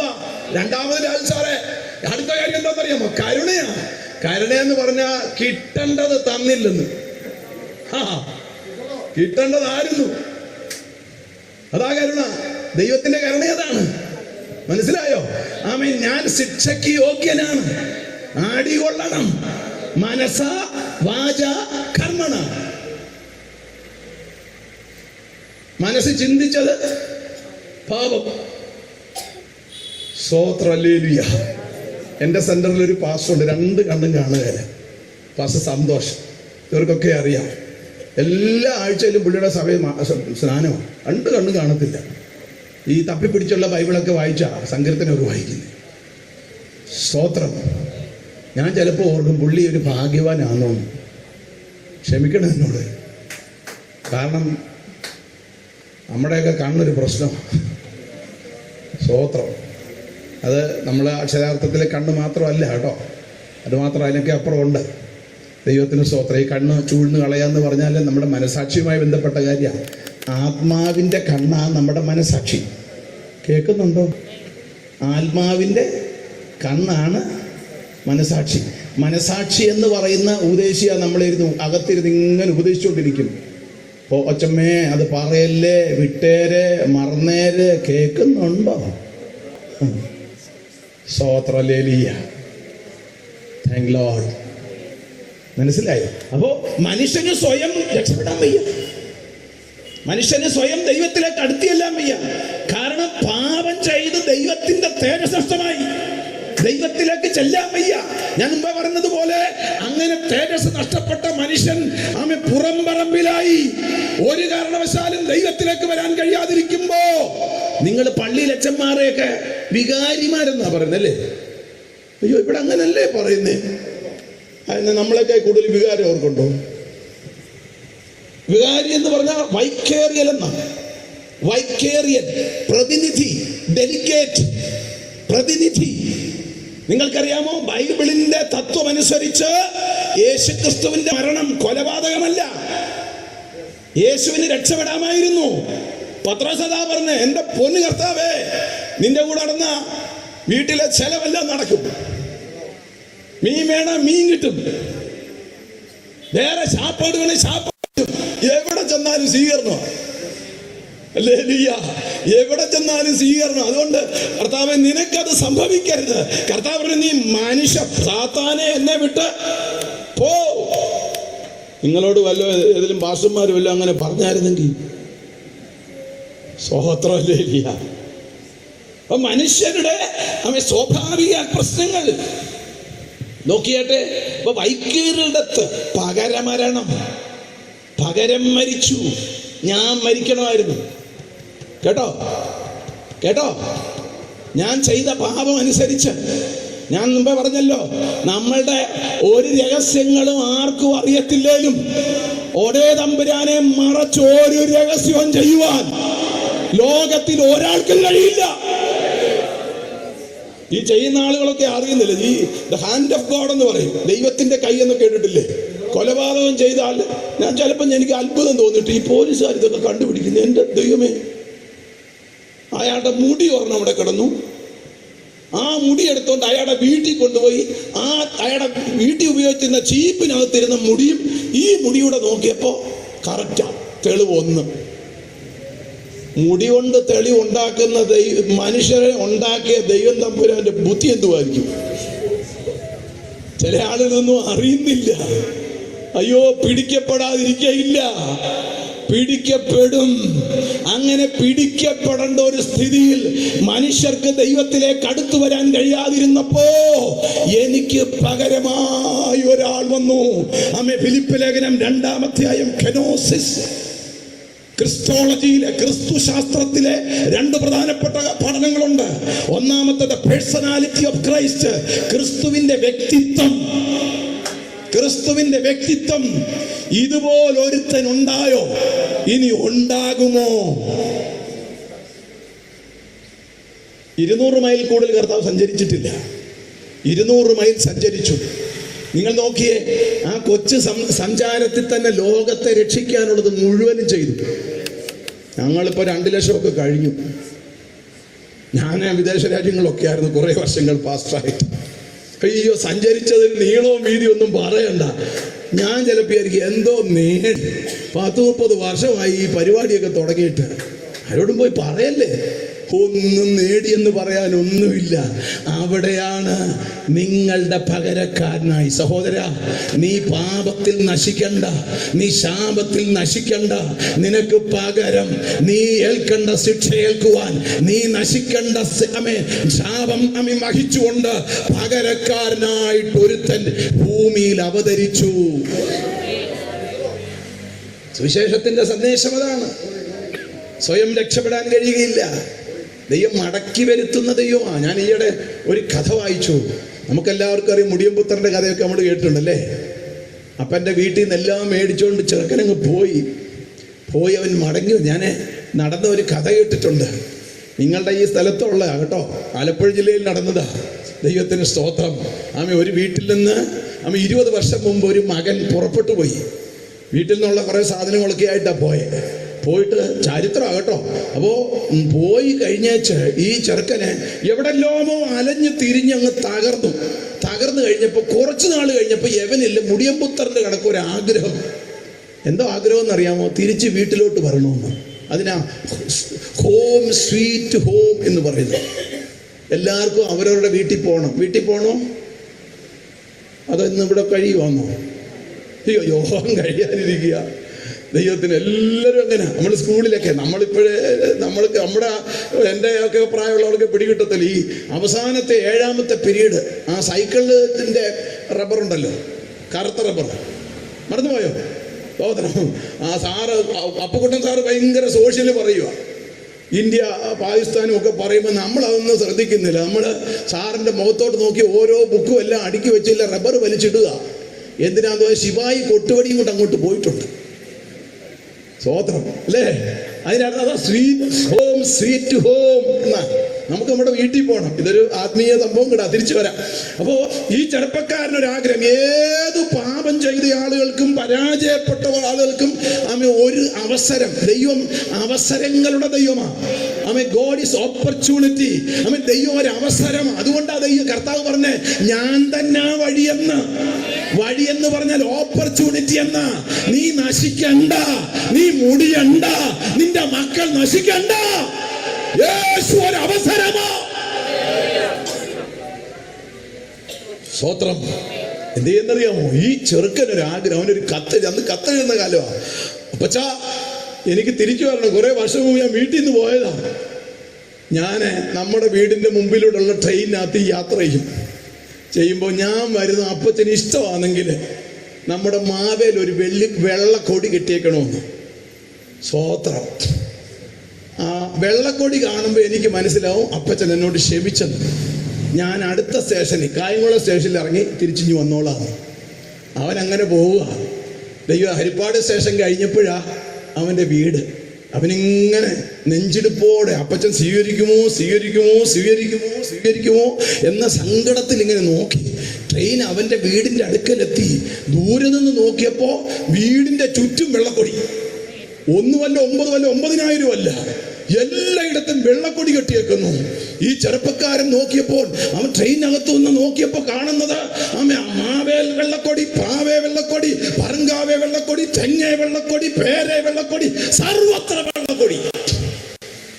അവൻ കായംകുളത്ത് ഇറങ്ങി തിരിച്ചിഞ്ഞ് വീട്ടിൽ വന്നപ്പോഴവനെ വിഷമത്തോടെ ചോദിച്ചു, അപ്പച്ചാ ഒരു കൊടി കെട്ടാനല്ലയോ ഞാൻ പറഞ്ഞേ? അപ്പച്ചൻ എന്തിനാ ഇത്രയും കൊടി കെട്ടിയതെന്ന് പറഞ്ഞു. പൊന്നുമോനെ, മടങ്ങി വരാൻ ആഗ്രഹിക്കുന്ന നിനക്ക് ഞാൻ ഒരു കൊടി കെട്ടിയത് നീ കാണാതെ പോയാലോ? അതുകൊണ്ട് നീ കാണത്തക്കവണ്ണം ഇന്നേക്ക് 2025 വർഷങ്ങൾക്ക് മുമ്പ് കാൽവറിയിൽ ഒരു വെള്ളക്കൊടി കെട്ടി. അതാ സുവിശേഷം. മടങ്ങി വരാൻ അവസരമുണ്ട്. ദൈവത്തിന് സ്തോത്രം. ഞാൻ വേഗം മുമ്പോട്ട് പറഞ്ഞതിൻ്റെ ആ ദൈവവചനത്തോടെ എനിക്ക് നീതി പുലർത്തേണ്ടതുകൊണ്ട്. അപ്പോൾ അതാ സുവിശേഷം. മടങ്ങി വരണം. ഈ 1-ാം ദിവസം രാത്രിയിൽ ഞാനും നിങ്ങളും യേശു അപ്പച്ചൻ്റെ അരികിലേക്ക് മടങ്ങി വരണം. നിങ്ങളെയും എന്നെയും അവൻ കാത്തിരിക്കുകയാണ്. അതാ സുവിശേഷത്തിൻ്റെ സന്ദേശം. സ്വയം രക്ഷപ്പെടാൻ പറ്റിയല്ല, പക്ഷേ എനിക്ക് പകരം ഒരാൾ മരിച്ചു. അവൻ ഏകമധ്യസ്ഥൻ. മനുഷ്യർക്കും ദൈവത്തിനും മുമ്പിൽ ഏകമധ്യസ്ഥൻ. ഇത് ഞാൻ ചില കാര്യം എൻ്റെ മനസ്സിലോട്ട് ഞാൻ അവിടെ തിരിച്ചു വരാം. പെല്ലഗിനിയ, അപ്പോൾ നമുക്കറിയാം, ഇപ്പോൾ ദിവസങ്ങളിൽ ചർച്ചകൾ ചെയ്തതാണ്. മനോരമയൊക്കെ വിശാലമായിട്ട് എഴുതുക. ഞാൻ അവിടേക്ക് വരുന്നില്ല. ദൈവത്തിന് സ്തോത്രം. പ്രിയമുള്ള ദൈവത്തിൻ്റെ മക്കളെ, ഈ ഫിലിപ്പി ലേഖനത്തിലെ 1-ാമത്തെ പ്രമേയം, ജീവിക്കുന്നത് ക്രിസ്തു, മരിക്കുന്നത് ലാഭം എന്ന് പറഞ്ഞാൽ എന്താ? എൻ്റെ ജീവിതത്തിൻ്റെ പ്രതീക്ഷ ക്രിസ്തുവാണ്. ഒരു മനുഷ്യന്റെ ജീവിതത്തിന്റെ പ്രതീക്ഷ ക്രിസ്തുവാണ്. എന്താ അതിന്റെ അർത്ഥം? നിങ്ങളുടെ പാവങ്ങൾ കടുംചുവപ്പായിരുന്നാലും ഹിമം പോലെ വെളുപ്പിക്കാൻ കഴിയുന്ന ഒരാൾ. ഞാൻ പറഞ്ഞല്ലോ, നഷ്ടപ്പെട്ടു പോയ മനസാക്ഷി. മനുഷ്യന് ദൈവത്തിൽ നകന്നപ്പോൾ അവന്റെ മനസാക്ഷി നഷ്ടപ്പെട്ടു. പാപത്താൽ അവന്റെ മനസാക്ഷി നഷ്ടപ്പെട്ടു. അവിടെ ഒരു വെള്ളക്കൊടി ഉയരുകയാണ്. വിഷമിക്കണ്ട. നിനക്ക് ആഗ്രഹമുണ്ടെങ്കിൽ നിന്റെ ജീവിതത്തിലേക്ക് ഞാൻ വരാം. ഒന്നാമത്തെ ചിന്ത പോള് അവിടെ ആ വചനത്തിലൂടെ നമുക്ക് ആ കാര്യം നൽകുകയാണ്. അമ്മ എനിക്ക് ജീവിക്കുന്നത് ക്രിസ്തു, മരിക്കുന്നത് ലാഭം. നീ നിങ്ങളെ വേഗം മുമ്പോട്ട് വരിക കേട്ടോ, സമയത്തിന്റെ ചുരുക്കമായതുകൊണ്ട്. അമ്മ രണ്ടാമത്തെ കാര്യം 2-5 ക്രിസ്തുയേശുവിലുള്ള ഭാവം തന്നെ. നമ്മൾ മലയാളത്തിൽ ഒത്തിരി അങ്ങനെ വായിക്കുമ്പോൾ അങ്ങനെ പിടികിട്ടിയാൽ ക്രിസ്തുയേശുവിലുള്ള ഭാവം തന്നെ എന്ന് പറഞ്ഞാൽ രണ്ടാമത്തെ ചിന്ത ക്രിസ്തുവിന്റെ മനസ്സ്. സുഗതകുമാരി എന്ന് കേട്ടുണ്ടല്ലേ? സുഗതകുമാരി ടീച്ചറിന്റെ പ്രസിദ്ധമായ കവിതയുണ്ട്, രാത്രിമഴ ചുമ്മാതെ പേർത്തും ചിരിച്ചും നീണ്ട മുടിയുട്ടിലച്ചും കുനിഞ്ഞിരിക്കുന്ന ഒരു യുവതിയാം പന്തിയെ പോലെ. എന്നിട്ട് ടീച്ചർ അവസാനം വന്നപ്പോൾ അവർ പറഞ്ഞു, എനിക്ക് കേടുവന്നോരവയവം, എനിക്ക് എൻ്റെ ഉള്ളിൽ കേടുവന്നോരവയവമുണ്ട്. കേടുവന്നതെൻ്റെ ശരീരത്തിലെ അവയവമായിരുന്നെങ്കിൽ മുറിച്ചു മാറ്റാം. കേടുവന്നത് ശരീരത്തെ നിങ്ങൾക്കറിയാം. ഷുഗറൊക്കെ വന്നാൽ കാലെന്ത് ചെയ്യും? ആദ്യം വിരൽ മുറിക്കും, പിന്നെ കാൽ പത്തി മുറിക്കും, പിന്നെ മേളിലോട്ട് മുറിക്കും. മേളിലോട്ട് കയറുന്നതനുസരിച്ച് മുറിച്ച് ഇങ്ങനെ പോവാം. ആ കേടുവന്ന ശരീരത്തിന്റെ അവയവമാണേ മുറിച്ചു മാറ്റാം. പക്ഷേ മനുഷ്യന് കേടുവന്നത് മനസ്സിനാണ്. ഹലോ, ആരോടും പോയി പറയരുത്. ബൈബിളിൽ 72 സൈസ് ഭ്രാന്തുണ്ട്. ചിലത് പറഞ്ഞാൽ നിങ്ങൾ ഉടനെ തന്നെ നാളെ തന്നെ ഹോസ്പിറ്റലിൽ പോകും. അതുകൊണ്ടെല്ലാം പറയുന്നില്ല. ദൈവത്തിന് സ്തോത്രം. ബൈബിള് ഏറ്റവും ഭയാനകമായ 7 പാപങ്ങൾ എന്ന നിലയിലാണ് ബൈബിൾ നമുക്ക് മുമ്പിൽ വെച്ചിരിക്കുന്നത്. കേൾക്കുന്നുണ്ടോ? മനസ്സിനെ ബാധിക്കുന്ന 7 പ്രധാനപ്പെട്ട പാപം. ഞാൻ പെട്ടെന്ന് മുമ്പോട്ട് വരാം, സമയം ഏതാണ്ട് സമയം നിങ്ങളെക്കാളും എന്നെക്കാളും വേഗത്തിൽ ഓടുക. ഞാൻ പെട്ടെന്ന് പറയാം. ഒന്നാമത്തെ മനുഷ്യൻ്റെ പാപം, മനുഷ്യൻ്റെ മനസ്സിനെ ബാധിച്ച ഒന്നാമത്തെ പാപം നിമിത്തം ബാധിച്ച ഒന്നാമത്തെ കാര്യം അഹങ്കാരം എന്ന ഭ്രാന്ത. എന്തോന്ന? അഹങ്കാരം, പ്രൈഡ്, അഹങ്കാരം. സോഡാക്കാര് വരുന്നേ കൊള്ളായിരുന്നു. നമ്മൾ പറയുമ്പോൾ അവർക്കൊക്കെ ഭയങ്കര അഹങ്കാരമാണ്. നിങ്ങൾക്കോ? പ്രസംഗിക്കുന്ന പാസ്റ്റർക്കോ? ഹലോ, മനസ്സിനെ ബാധിക്കുന്ന 7 പാപങ്ങൾ ബൈബിൾ പറയുന്നത്. അതിലൊന്ന് അഹങ്കാരമാണ്. 2 ലോഭം എന്ന് പറഞ്ഞാൽ ഈ ദൈവത്തെക്കാൾ പണത്തിനും വസ്തുവകൾക്കും പിന്നാലെയുള്ള പാച്ചിൽ. ഇപ്പം എല്ലാം എന്തിനാണ്? പാച്ചിൽ. നിങ്ങളുടെ തിരുവനന്തപുരം ഭാഷയെ പറഞ്ഞാൽ ഇപ്പൊ എല്ലാവരും പാച്ചില് തന്നെ, പാച്ചില്. എന്താ അതിന്റെ അർത്ഥം? മനുഷ്യനങ്ങ് പായുകയാണ്, ആർക്കും സമയമില്ല, ആർക്കും. രണ്ടാമത്തെ കാര്യം ലോഭം എന്നുള്ളതാ. ലോഭം എന്ന് പറഞ്ഞാല് ദൈവത്തെ വേണ്ട, പണം മതി, വസ്തു മതി, വക മതി. ദൈവദാസന്മാർ എന്നോട് പണങ്ങല്ലേ. എന്നോട് ഈയിടെ ഒരാൾ ചോദിച്ചു, അപ്പോസ്തലന്മാരിപ്പോ ഉണ്ടോന്ന്. ഞാൻ പറഞ്ഞ ഇപ്പൊ അപ്പോസ്തലന്മാരില്ല, അപ്പോൾ കാണുന്ന സ്ഥലം മേടിക്കുന്നവരുണ്ടെന്ന് പറഞ്ഞു. കേട്ടോ, അത്രേ പറയുന്നുള്ളൂ. ലോഭം. മൂന്നാമത്തത് എന്താണെന്നറിയാമോ? കാമം, ലസ്റ്റ്, അശുദ്ധമായ ആഗ്രഹങ്ങൾ. നിങ്ങൾ ഓർത്തോണം, മനുഷ്യന്റെ മനസ്സിനെ ബാധിച്ചിരിക്കുക അശുദ്ധാഗ്രഹങ്ങൾ. പിടിച്ചാൽ കിട്ടുന്നില്ല, മനസ്സിനെ കിട്ടുന്നില്ല. മറ്റു പലതിനെ പിടിച്ചാൽ കിട്ടുന്നില്ല. പല പ്രാവശ്യം തീരുമാനം എടുത്തു, ഇനി അത് പാടില്ല. പക്ഷേ മനുഷ്യന്റെ മനസ്സിനെ ബാധിക്കുന്ന ഭ്രാന്ത്, ബൈബിൾ അതാ പറയുന്നത്. ലസ്റ്റ്, അശുദ്ധമായ ലൈംഗികത, അശുദ്ധമായ ഇഷ്ടങ്ങൾ. നാലാമത്തെ കാര്യം അസൂയ, എൻവി, ഈർഷ്യ. അതിനാ അസൂയ എന്ന് പറഞ്ഞ? അസൂയ എന്ന് പറഞ്ഞ പണ്ടുള്ളവർ പറയും, നമ്മുടെ അടുപ്പിൽ തീ പുകയുന്നു. ഇപ്പം അങ്ങനെ പുകയുന്നില്ല, ഗ്യാസ് എല്ലാം ആയതുകൊണ്ട്. അടുത്തുള്ളവന്റെ അടുപ്പിൽ തീ പുകയുന്നത് ഉണ്ടാ ചിലർക്ക് ഐക്യല്ല. ഞാനിവിടെ വന്ന് എനിക്ക് എൻ്റെ റൂമിനെ മക്കളെ പാട്ട് പാടാൻ അറിഞ്ഞുകൂടാ. ഞാൻ പാട്ട് പാടിയാൽ ആളുകൾ പിരിഞ്ഞു പോകും, അതുകൊണ്ട് ഞാൻ പാടാനും പോകുന്നില്ല. ദൈവത്തിന് സ്തോത്രം. എന്നാലും റോബിൻ ഇവിടെ നിന്ന് പാടുമ്പോൾ എനിക്ക് ഒരു ചിന്ത, ഒക്കുന്നില്ലല്ലോ, കേട്ടിട്ടില്ലയോ? ഒക്കുന്നില്ലല്ലോ. ഒക്കാഞ്ഞത് കൊണ്ടല്ല, അതിനെന്തോ പറയുന്നേ? അസൂയ. ഞാൻ നിങ്ങളുടെ സഹോദരിമാരോട് പിണങ്ങത്തില്ല. നിങ്ങളുടെ മുഖം കണ്ടാൽ അറിയാം നിങ്ങളെല്ലാം വെറും ഭാവങ്ങളാണ്. ഉറക്കത്തിൽ ഒരെണ്ണത്തിന് പോലും കണ്ണുപോലും കാണാൻ വയ്യാത്തവരാ. സ്തോത്രം. നിങ്ങൾ നോക്കിയേ, ദൈവത്തിന് സ്തോത്രം. ടോൾസ്റ്റോയോട് ഒരിക്കൽ ഒരു മനുഷ്യൻ ചോദിച്ചു, സ്ത്രീകൾക്ക് അസൂയ ഉണ്ടോ? അന്നേരം പറഞ്ഞു, ഒരു സ്ത്രീ മറ്റൊരു സ്ത്രീയെ പുകഴ്ത്തുന്നെങ്കിൽ അസൂയ ആയിരിക്കും ചിലപ്പോൾ കാരണം. എന്നിട്ട് അദ്ദേഹം പറഞ്ഞു, ഇനി താഴ്ത്തുന്നെങ്കിലും അങ്ങനെ ആയിരിക്കും. അപ്പോൾ ഉടനെ ഞങ്ങളുടെ സഹോദരന്മാരുടെ ഭാഗത്ത് ആ ഒരു സന്തോഷം കണ്ടു. എല്ലാവരുടെയും താമരപ്പൂ പോലും മുഖം വിടർന്നിരിക്കുന്നു. ഞങ്ങൾക്ക് കുറവുണ്ടോ? അസൂയ. ദൈവത്തിന് സ്തോത്രം. ഇപ്പം നമ്മുടെ ഒരു കാലം വരെ വീടുകളിലൊരു പ്രശ്നമായിരുന്നു, ഈ അമ്മായിയമ്മയും എന്തോ എന്നോട് കഴിഞ്ഞ ദിവസം ഒരാൾ പറയും ഇപ്പം അങ്ങനെ ഒരു പ്രശ്നമേ വീടുകളില്ലെന്ന്. അപ്പോഴേ എനിക്ക് മിടി കിട്ടിയ ഇപ്പം മരുമക്കളാരും വീട്ടിലില്ല. അപ്പച്ചനും അമ്മച്ചിയും 2 പട്ടിയും. പിടികിട്ടിയോ? അപ്പച്ചനും അമ്മച്ചിയും 2 പട്ടി. രക്തത്താൽ ജയം. മറ്റേ അവൾ അങ്ങോട്ട് നോക്കിയാൽ കുഴപ്പം, ഇങ്ങോട്ട് നോക്കിയാൽ കുഴപ്പം.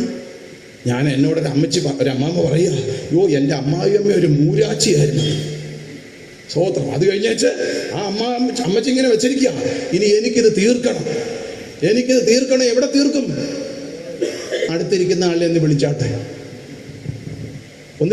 അടുത്തിരിക്കുന്ന ആളെ ഒന്ന് വിളിച്ചാട്ടെ, നിങ്ങളുടെ കാര്യമാണെന്നോ പറഞ്ഞെന്ന് ചോദിച്ചാട്ടെ. സ്തോത്രം. കണ്ടോ? അസൂയ. എനിക്കത് വിശദീകരിക്കാൻ ഇഷ്ടമുണ്ട്. അസൂയ മനുഷ്യന്റെ മനസ്സിലുണ്ടായ ഭ്രാന്ത. ബൈബിൾ അത് പറയുക. അതുപോലെ തന്നെ അസൂയ കഴിഞ്ഞാൽ മറ്റുള്ളവരുടെ നന്മ കാണാൻ വയ്യ.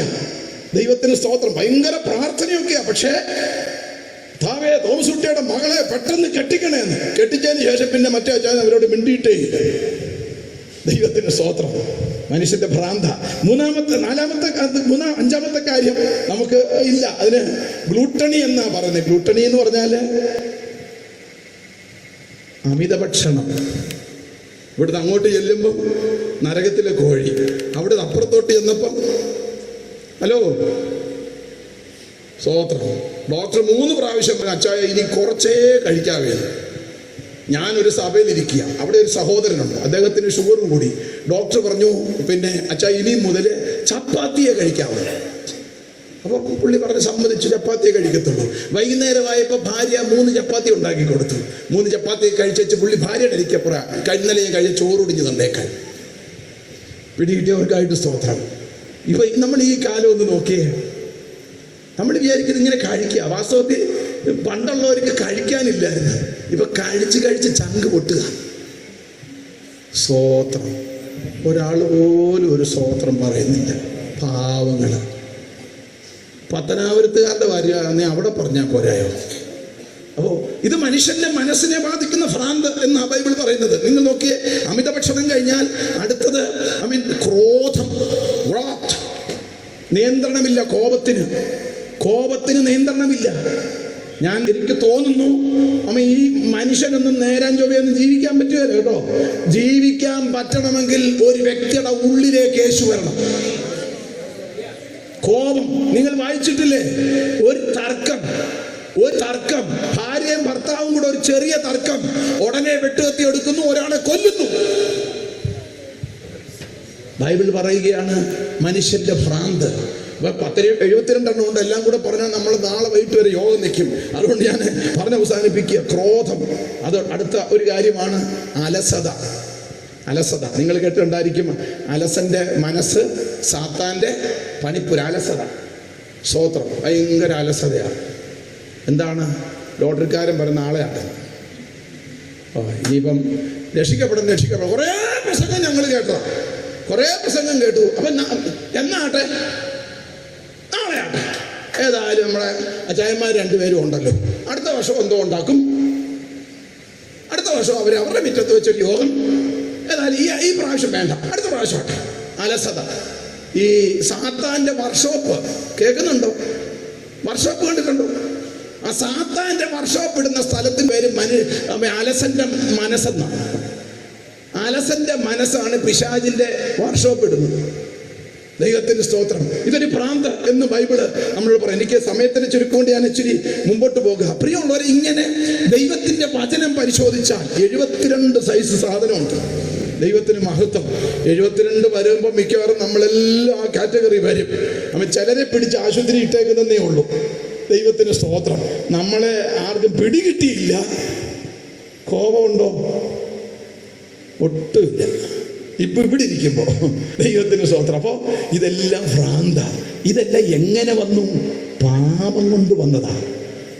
പാപത്താൽ അവൻ ഭൂമിയിലേക്ക് വന്നതാണ് ഈ പ്രശ്നങ്ങളല്ല. ഞാൻ മുമ്പോട്ട് വരികയാണ്. അപ്പോൾ 2-ാമത്തെ അധ്യായം വന്നപ്പോൾ പോൾ പറഞ്ഞു, എനിക്കെല്ലാം കൂടെ പറയാൻ പറ്റില്ല, അതിന് പ്രസിദ്ധനായ ഒരു ദൈവമനുഷ്യൻ പറഞ്ഞിരിക്കുന്ന, ഒന്നുകിൽ മനുഷ്യന്റെ മനസ്സ് ബിറ്ററാകാം അല്ലെങ്കിൽ ബെറ്റർ ആകാം. ഒന്നുകിൽ ബിറ്ററാകാം അല്ലെങ്കിൽ ബെറ്റർ ആകാം എന്ന് പറഞ്ഞാൽ മനസ്സിനകത്തങ്ങ് ഭയങ്കര കയ്പ, ഒരു കാര്യമില്ല. രാവിലെ കട്ടൻ കാപ്പിയും കൊണ്ട് വന്നപ്പം എന്തോ ഈ സ്ത്രീകളെ സംബന്ധിച്ചിടത്തോളം ബൈബിളും ലോകവും ചരിത്രവും ഒക്കെ പറയുന്നത് സീസണലാണ്. നമ്മൾ രാവിലത്തെ ആ സന്തോഷം കണ്ടപ്പോൾ വിചാരിച്ച് വൈകുന്നേരം വരെ ഇങ്ങനെ നിൽക്കുമെന്ന്. ഇല്ല, ഉച്ച കഴിഞ്ഞപ്പോൾ വേറൊരു ലക്ഷണം. നമ്മളിങ്ങനെ താടിക്കൈ കൊടുത്ത് എന്ത് പറ്റി? ഒന്നും പറ്റാനില്ല, ചമ്മന്തി അത്ര നല്ലതല്ലല്ലോ എന്ന് പറഞ്ഞത് പല പ്രാവശ്യമായി എന്നെ തഴയുന്നതായിട്ട് എനിക്ക് പിടികിട്ടിയിട്ടുണ്ട്. പിടികിട്ടിയതിനായൊരു സ്തോത്രം. ഇങ്ങനെ ബൈബിൾ നമ്മളോട് നമ്മുടെ മനസ്സ് ഇങ്ങനെ, അത് ആ മനസ്സുമായി ബന്ധപ്പെട്ട് 2-ാമത്തെ അധ്യായം വന്നപ്പോൾ പോൾ പറയുകയാണ്, പൗലോസ് പറയുകയാണ്, ക്രിസ്തുയേശുവിന്റെ മനസ്സുണ്ടാകണം. നമുക്ക് ആരുടെ മനസ്സുണ്ടാകണം? ക്രിസ്തുവിന്റെ മനസ്സ്. എങ്ങനെ ക്രിസ്തുവിന്റെ മനസ്സുണ്ടാകുന്നത്? ക്രിസ്തുവിന്റെ മനസ്സുണ്ടാകുന്നത് നമ്മൾ ദൈവത്തിന്റെ വചനം പറയുന്നു മാനസാന്തരത്തിലൂടെയാണ്. എന്തോന്നാ മാനസാന്തരം? മാനസാന്തരം എന്ന് പറഞ്ഞാൽ ഞാൻ വെളിച്ചത്തിനെതിരെ സഞ്ചരിക്കുകയായിരുന്നു, വെളിച്ചത്തിനെതിരെ സഞ്ചരിച്ച് ഞാൻ വെളിച്ചത്തിലേക്ക് തിരിയുന്നതാണ് മാനസാന്തരം. ദൈവത്തിന് സ്തോത്രം. നിങ്ങൾ കേൾക്കുന്നുണ്ടോ പ്രിയമുള്ളവരെ? അവൻ എൻ്റെ മനസ്സ് മാറ്റാൻ, ഞാൻ വീണ്ടും പറയുന്നു, ഇതൊന്നും മനുഷ്യന്റെ കഴിവുകൊണ്ട് നടക്കത്തില്ല. അതിന് എൻ്റെ ഉള്ളിലേക്ക് യേശു വരണം. ഈ യോഗം എന്തിനാണെന്നറിയാവോ? യേശു ഉള്ളിലേക്ക് വരാൻ ആഗ്രഹിക്കുന്ന ആരോ ഒരാൾക്ക് വേണ്ടിയുള്ള യോഗം. ദൈവത്തിന് സ്തോത്രം. 3-ാമത്തേത് ഞാൻ പെട്ടെന്ന് പറയാം, വാക്യം എടുക്കാതെ.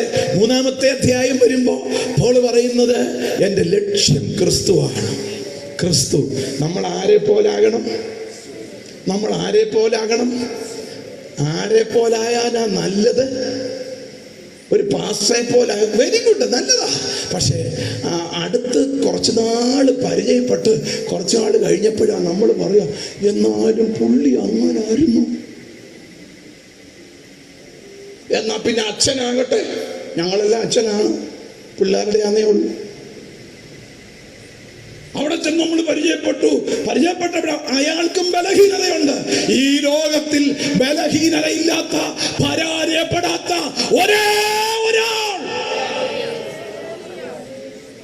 അതുകൊണ്ടല്ലയോ മനുഷ്യന് ജനിച്ച വിശുദ്ധന്മാരുണ്ടോ, പരിശുദ്ധന്മാരുണ്ടോ? നെവർ. ഇല്ലെന്ന് ഈ ബൈബിള് കൃത്യമായിട്ട് എഴുതി വെച്ചിരിക്കുകയാണ്. ദൈവത്തിന് സ്തോത്രം. പിന്നെ ആരാ വിശുദ്ധനെന്നറിയാമോ? ആരാ വിശുദ്ധനെന്നറിയാമോ? ഞാൻ മുമ്പേ പറഞ്ഞല്ലോ, ഒരു വ്യക്തിയുടെ അന്തർഭാഗത്തൊരു സത്യമുണ്ട്. എൻ്റെ പോരായ്മയ്ക്ക് പകരം മരിച്ചുപോയ, മരിച്ചിട്ട് ഉയർത്തെഴുന്നേറ്റ് ജീവിക്കുന്ന ഒരേ ഒരാൾ. നിങ്ങൾക്കറിയാമോ, ലോക ചരിത്രത്തിൽ ഒരു കല്ലറ മാത്രമേ തുറന്നു കിടന്നിട്ടുള്ളൂ. The nightingale of India. ഇന്ത്യയുടെ രാപ്പാടി സരോജിനി നായിഡുവാണ്. സരോജിനി നായിഡുവാണ് ഇന്ത്യയുടെ രാപ്പാടി. നമ്മുടെ മഹാത്മജി മരിച്ചു, വെള്ളിയാഴ്ചയാണ് മരിച്ചത്. ഗാന്ധിജിയുടെ മരണത്തിന്റെ കഴിഞ്ഞു, ശനിയാഴ്ച കഴിഞ്ഞ് ഞായറാഴ്ച രാജ്ഘട്ടിലെ അദ്ദേഹത്തിന്റെ മൃതിപേടകത്തിന്റെ അടുക്കൽ ചെന്ന് സരോജിനി നായിഡു അദ്ദേഹം തട്ടിയിട്ട് ചോദിച്ചല്ലയോ മഹാത്മാവേ, ക്രിസ്തുദേവനെ പോലെ അങ്ങ് ഉയർത്തെഴുന്നേറ്റ് വരുന്നില്ലയോ? ലോകത്തിൽ വെള്ളിയാഴ്ച മരിച്ചയാളാണ് എബ്രഹാം ലിങ്കൺ. വെള്ളിയാഴ്ചയാണ് മരിച്ചത്. ഗാന്ധിജി വെള്ളിയാഴ്ചയാണ് മരിച്ചത്. മഹാന്മാർ പലരും വെള്ളിയാഴ്ചയാണ് മരിച്ചത്. പക്ഷേ അവരുടെ ഒരു കല്ലറയും ഞായറാഴ്ച തുറന്നില്ല. ഒരു കല്ലറയും തുറക്കാൻ സാധ്യതയില്ല. എന്നാൽ ഒരു കല്ലറ ഇന്നും തുറന്നു കിടക്കുകയാണ്. എന്താ അതിന്റെ അർത്ഥം? യേശുവിന്റെ ലക്ഷ്യം എന്ന് പറഞ്ഞാൽ, ഈ നിൽക്കുന്ന ഞാൻ ഒരിക്കൽ മരിക്കും, എനിക്ക് മരണം സംഭവിക്കും. എന്റെ വ്യക്തിപരമായ വിശ്വാസം പറഞ്ഞാൽ യേശു ക്രിസ്തുവിന്റെ, എനിക്ക് അത് പറയാൻ ആഗ്രഹമുണ്ടെങ്കിലും സമയച്ചൊരുക്കൊണ്ട് അങ്ങോട്ട് പോകാതെ, യേശു ക്രിസ്തുവിന്റെ 2-ാമത്തെ വരവിൽ തനിക്ക് വേണ്ടി കാത്തിരിക്കുന്ന രക്ഷയ്ക്കായി അവൻ പ്രത്യക്ഷനാകും. അവൻ വരുമ്പോൾ നിങ്ങളെ എങ്ങനെ വിളിക്കും? നിങ്ങളുടെ കല്ലറയിൽ വന്ന് റോയി തോമസേ, മോനെ റോയിയെ, എഴുന്നേറ്റ് വാ എന്ന് വിളിച്ച് വ്യക്തിപരമായിട്ട് എഴുന്നേൽപ്പിക്കുന്ന ഒരു ദിവസമുണ്ട്.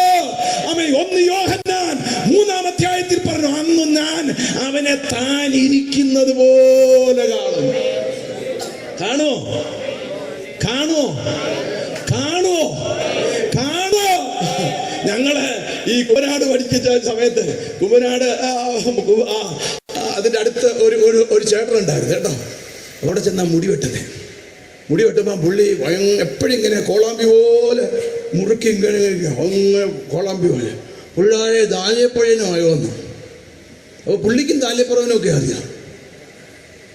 ബൈബിൾ കോളേജിലെ പിള്ളേർ ദാല്യപ്പറവനും ആയോ വന്നു. എന്നിട്ട് പുള്ളി പറയാം, യേശു വരണം, നമുക്ക് പറക്കണം.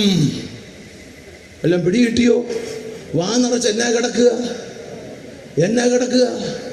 ഹലോ, യേശു വരണം, നമുക്കും പറക്കണം.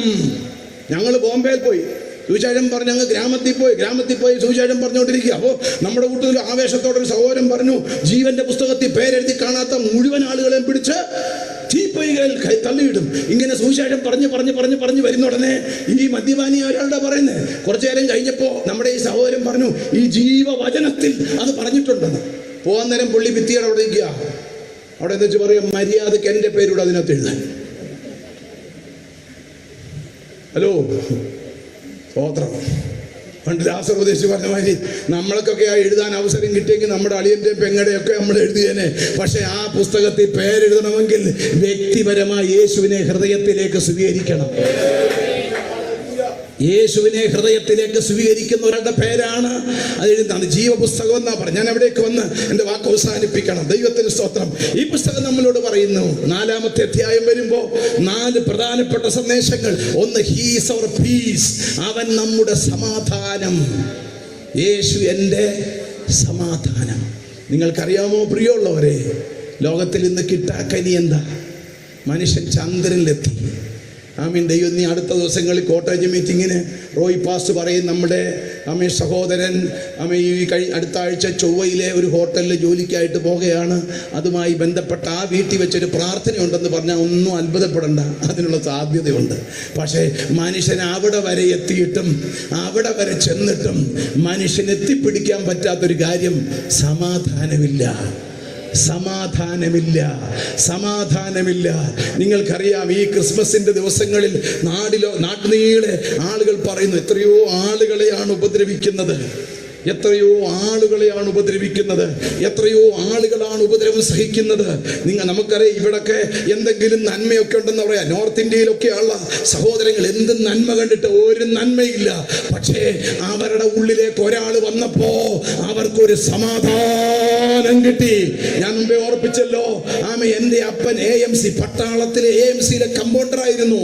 ജീവിതത്തിൽ ഒരു സ്വസ്ഥതയും അനുഭവിക്കാതെ നിരാശപ്പെട്ട് ജീവിച്ചപ്പോ 1989 നവംബർ മാസം 23-ാം തീയതി ഒരു രാത്രിയിൽ എൻ്റെ ഉള്ളിലേക്ക് യേശു വന്നു.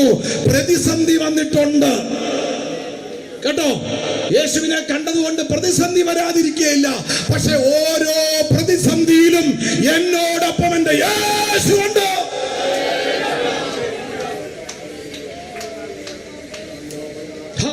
അവൻ ലോകത്തെ ജയിച്ചൊരു ജയവീരൻ. അങ്ങനെ ഒരു പാട്ടുണ്ടല്ലോ റോബിൻ മോനെ. അങ്ങനെ അവൻ ലോകത്തെ, ആമേൻ, ദൈവത്തിന് സ്തോത്രം, മർത്യരായ നേതാക്കളുടെ പിന്നാലെ പോകുമ്പോ ഓരോ നേതാവും കാലയവനിക്കുള്ളിൽ മറയുമ്പോ അവന്റെ പിന്നാലെ പോയാൽ പരാജയപ്പെടും. കഴിഞ്ഞ 37 വർഷമായി ഉറപ്പായി പറയുന്നു, പരാജയപ്പെടുത്താത്തൊരു നേതാവ്. യേശു പറഞ്ഞു, എൻ്റെ സമാധാനം ഞാൻ നിങ്ങൾക്ക് തരുന്നു. 4-ാം അധ്യായത്തിൽ ഈ പുസ്തകം പറഞ്ഞ യേശു ക്രിസ്തു സമാധാനമാണ്. എങ്ങനെ സമാധാനം കിട്ടും? സമാധാനത്തിന് നഷ്ടം വന്നത്, സമാധാനം നഷ്ടപ്പെട്ടതിന് കാരണം എന്താണെന്ന് ചോദിച്ചാൽ മനുഷ്യന്റെ പാപമാണ്. ഞാൻ അതിൻ്റെ എങ്ങനെ ഉണ്ടായെന്നൊക്കെ നിങ്ങൾക്ക് അറിയാമെന്ന് വിശദീകരിക്കാതെ, ഇതിന് മോചനം ലഭിക്കുവാൻ ഒരേ ഒരു മാർഗം, നമ്മളുടെ സമാധാനത്തിന് വേണ്ടിയുള്ള ശിക്ഷ അവന്റെ മേലായി. പാപത്തിന്റെ കോൺസിക്വൻസ് എന്താണെന്നറിയാമോ? തീയെ തൊട്ടാ പൊള്ളും. പാപത്തിനൊരു ശിക്ഷയുണ്ട്. ദൈവത്തിന് സ്തോത്രം. ശിക്ഷ എന്ന് പറയുന്നത് തെറ്റിന്റെ സ്വാഭാവിക പ്രതികരണമാണ്. ശിക്ഷ അനുഭവിച്ചേ മതിയാകൂ. അവിടെ സമാധാനം മനുഷ്യന് നഷ്ടപ്പെട്ടു. റോമാലേഖനം 5-ാം അധ്യായം 1-ാമത്തെ വാക്യം വരുമ്പോൾ വിശുദ്ധനായ പൗലോസ് വിളിച്ചു പറഞ്ഞു, നാം യേശുക്രിസ്തു നിമിത്തം ദൈവത്തിലേക്ക് വന്നു. ദൈവത്തിലേക്ക് വന്ന നമുക്ക് ദൈവത്തിന്റെ സമാധാനം ലഭിച്ചു. സ്തോത്രം. പ്രിയമുള്ളവരെ, എന്തുകൊണ്ട് ഞങ്ങൾ ഈ മൈക്കും വെച്ച് കെട്ടി ഇത് പറയുന്നെന്ന് ചോദിച്ചാൽ ഞങ്ങൾക്ക് എന്തെങ്കിലും ഒരു ലാഭമല്ല പ്രധാനം. ഈ സുവിശേഷം വന്നെടുത്തെല്ലാം, ഈ സുവിശേഷം എത്തപ്പെട്ടെടുത്തെല്ലാം, ഈ സുവിശേഷം എവിടെല്ലാം എത്തിയോ, ഈ സുവിശേഷം എവിടെല്ലാം ചെന്നോ അവിടെല്ലാം വലിയ സമാധാനം ഉണ്ടായിട്ടുണ്ട്. ദൈവത്തിന് സ്തോത്രം. ഒരിക്കൽ നിരീശ്വരവാദിയായ ഒരു മനുഷ്യൻ ആഫ്രിക്കയിലെ വനാന്തരത്തിലൂടെ ഇങ്ങനെ നടക്കുകയാണ്. നോക്കിയപ്പോൾ വയോധികനായ ഒരു മനുഷ്യൻ ഇരുന്ന് ബൈബിൾ വായിക്കുന്നു. കൊത്തിപ്പറക്കി ബൈബിൾ വായിക്കുന്ന ഈ മനുഷ്യനെ കണ്ടപ്പോൾ നിരീശ്വരവാദിയായ അയാൾ എന്ന് തമാശയ്ക്ക് ചോദിച്ചു, വേറെ ഒരു പണിയും ഇല്ലയോ എന്ന്. അന്നേരം പറഞ്ഞു, മോനെ, നേരത്തെ ഒരു പണി ഉണ്ടായിരുന്നു, വരാൻ പറഞ്ഞു. ഈ മനുഷ്യനെ കൈക്ക് പിടിച്ച് കുറച്ച് അകലെയുള്ള ഒരു സ്ഥലത്ത് കൊണ്ടുവന്നപ്പോ കാണിച്ചു കുറെ മനുഷ്യരുടെ തലയോട്ടികൾ, കുറെ മനുഷ്യന്റെ എല്ലിൻ കഷ്ണങ്ങൾ കിടക്കുന്നു. അപ്പോ ആ നിരീശ്വരവാദി ചോദിച്ചു, എന്താണ് കാര്യം? മോനെ, ഈ സുവിശേഷം എത്തുന്നതിന് മുമ്പ് ഞങ്ങളും ഞങ്ങളുടെ ആളുകളും തിന്നു തീർത്ത മനുഷ്യരുടെ അസ്ഥികളാണിത്. നിങ്ങൾക്കറിയാമോ, ലോകത്തിലേതൊരു സന്ദേശം മനുഷ്യനെ വ്യത്യാസപ്പെടുത്തി, ലോകത്തിലേതൊരു സന്ദേശം ലോകത്തെ വ്യത്യാസപ്പെടുത്തി. ഇന്നും ലോകത്തിൽ ഒരു കാര്യം മുഴങ്ങുന്നു, സമാധാനത്തിന്റെ ക്രിസ്തു. നിങ്ങളെ ഇന്ത്യയിലെ മലയാളത്തിലെ ഏറ്റവും നല്ല ഡിക്ഷണറി ഡോക്ടർ രാമലിംഗം പിള്ളയുടെ ഡിക്ഷണറിയാണ്. മേടിക്കണം, ഒരെണ്ണം വായിക്കണം. എന്നിട്ട് നിങ്ങൾ നോക്കണം, രക്ഷകൻ എന്ന് എഴുതിയിട്ട് രാമലിംഗം പിള്ള അങ്ങോട്ട് 2 വരയിട്ട് എഴുതിയിട്ടുണ്ട്. രക്ഷകൻ സമം യേശു ക്രിസ്തു. ഉപദേശി പറഞ്ഞതല്ല കേട്ടോ, ഉപദേശി പറഞ്ഞതല്ല. മനുഷ്യനെ പാപങ്ങളിൽ നിന്ന് രക്ഷിപ്പാൻ ഇരിക്കൊണ്ടവൻ യേശു എന്ന് പേരിടണം. ദൈവത്തിന് സ്തോത്രം. 4-ാം അധ്യായം ശക്തി, പവർ. 4-ാം അധ്യായത്തിൽ അടുത്ത ചിന്ത ഏതാണ്? യേശു ശക്തിയാണ്. എന്താ ശക്തി? നാം ബലഹീനപ്പെട്ടു പോകും. മനപ്രയാസം വരുമ്പോൾ ബലഹീനപ്പെട്ടു പോകും. രോഗം വരുമ്പോൾ ബലഹീനപ്പെട്ടു പോകും. കുഞ്ഞുങ്ങൾക്ക് വേണ്ടി പ്രാർത്ഥിച്ചുകൊണ്ടിരുന്നപ്പോ ദൈവത്തിന്റെ പൈതലെ വിചാരിച്ചതുപോലൊന്നും നടക്കുന്നില്ല, ബലഹീനപ്പെട്ടു പോകും. അവിടെ ഒരു ശക്തി ഇറങ്ങി വരും. പ്രാർത്ഥിക്കുന്നവന് വേണ്ടി അവന്റെ മുറിക്കകത്തേക്ക് ഒരു ശക്തി ഇറങ്ങി വരും. അനുഭവിച്ചിട്ടുണ്ടോ ജീവിതത്തിൽ? ഞാൻ പറഞ്ഞല്ലോ, വിശ്വാസിക്കും പ്രതിസന്ധി വരും, യേശുവിനെ വിശ്വസിക്കുന്നവനും പ്രതിസന്ധി വരും. പക്ഷെ ഉറപ്പ്, എന്നോടൊപ്പം ദൈവമുണ്ട്, എന്നോടുകൂടെ ദൈവമുണ്ട്. തെളിവുണ്ട്, അവന്റെ പേര് ഇമ്മാനുവേൽ. ഇത് ലോകത്തോടുള്ള സന്ദേശമാണ്. ഇനി ഇതിനകത്തിരിക്കുന്ന രക്ഷിക്കപ്പെട്ടവരോടുള്ള കാര്യം പറഞ്ഞ് എൻ്റെ വാക്ക് അവസാനിപ്പിക്കാം. 4-ാം അധ്യായത്തിലെ 2 സഹോദരിമാരെയാ അഭിസംബോധന ചെയ്യുന്നത്, യുവോദ്യയും സന്തുകയും. യുവോദ്യയും സന്തുകയും നിങ്ങൾക്ക് പരിചയമുണ്ട്. യുവോദ്യ എന്ന് പറഞ്ഞാൽ നമ്മുടെ ലുദിയ, ഓർമ്മയുണ്ടല്ലോ. അപ്പോസ്തല പ്രവൃത്തിയിലെ ലുദിയാണ് യുവോദ്യ. സന്തുകയെ നമുക്ക് പരിചയമില്ല. സന്തുക എന്ന് പറയാം.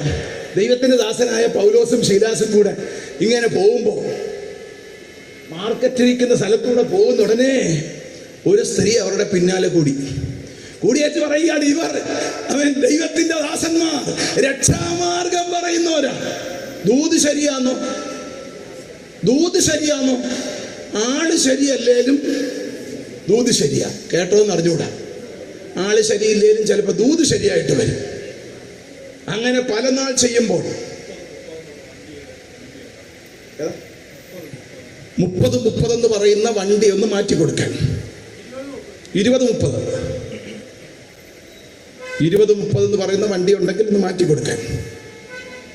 സ്വോത്രം. നമ്മുടെ ആരുടെ ആണെങ്കിൽ 20-30 എന്ന് പറയുന്ന വണ്ടി മാറ്റി കൊടുക്കാൻ. അപ്പൊ നോക്കിയേ, ഈ സ്ത്രീ അവരെ മുഷിപ്പിച്ചു. തിരിച്ച് പൗലോസ് അവരുടെ മുഖത്ത് നോക്കി. ഉടനെ ഒന്നും ശാസിച്ചില്ല കേട്ടോ, കേൾക്കുന്നത് അറിഞ്ഞൂടാ. ചാടിക്കയറി ശാസിക്കാൻ പോവല്ലേ, വലിയ കുഴപ്പം. ഉടനെ ശാസിച്ചില്ല. അവരുടെ മുഖത്ത് നോക്കി പൗലോസ് ശാസിച്ചു. അതുവരെ ഉണ്ടായിരുന്ന കൃപാവരം നിന്നു. യജമാനന്മാർക്ക് ലാഭം പോയി, പ്രശ്നമുണ്ടായി. അന്നത്തെ ദിവസം പൗലോസ് ശാസിച്ചപ്പോ രക്ഷപ്പെട്ട ഒരു പെണ്ണില്ലേ, അടിമപ്പെണ്ണ്, അവളാ ആര്? സന്തുക. ഇടയ്ക്ക് ഇവര് തമ്മിൽ ഭയങ്കര സ്തോത്രവും ഹല്ലേലൂയയും ഒക്കെ ആയിരുന്നു.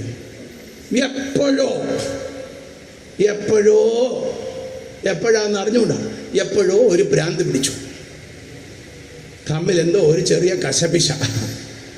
സ്തോത്രം. ഇങ്ങനെ പുറത്തെ യോഗമായിട്ട് ഞാൻ അതങ്ങ് കട്ട് ചെയ്യുക.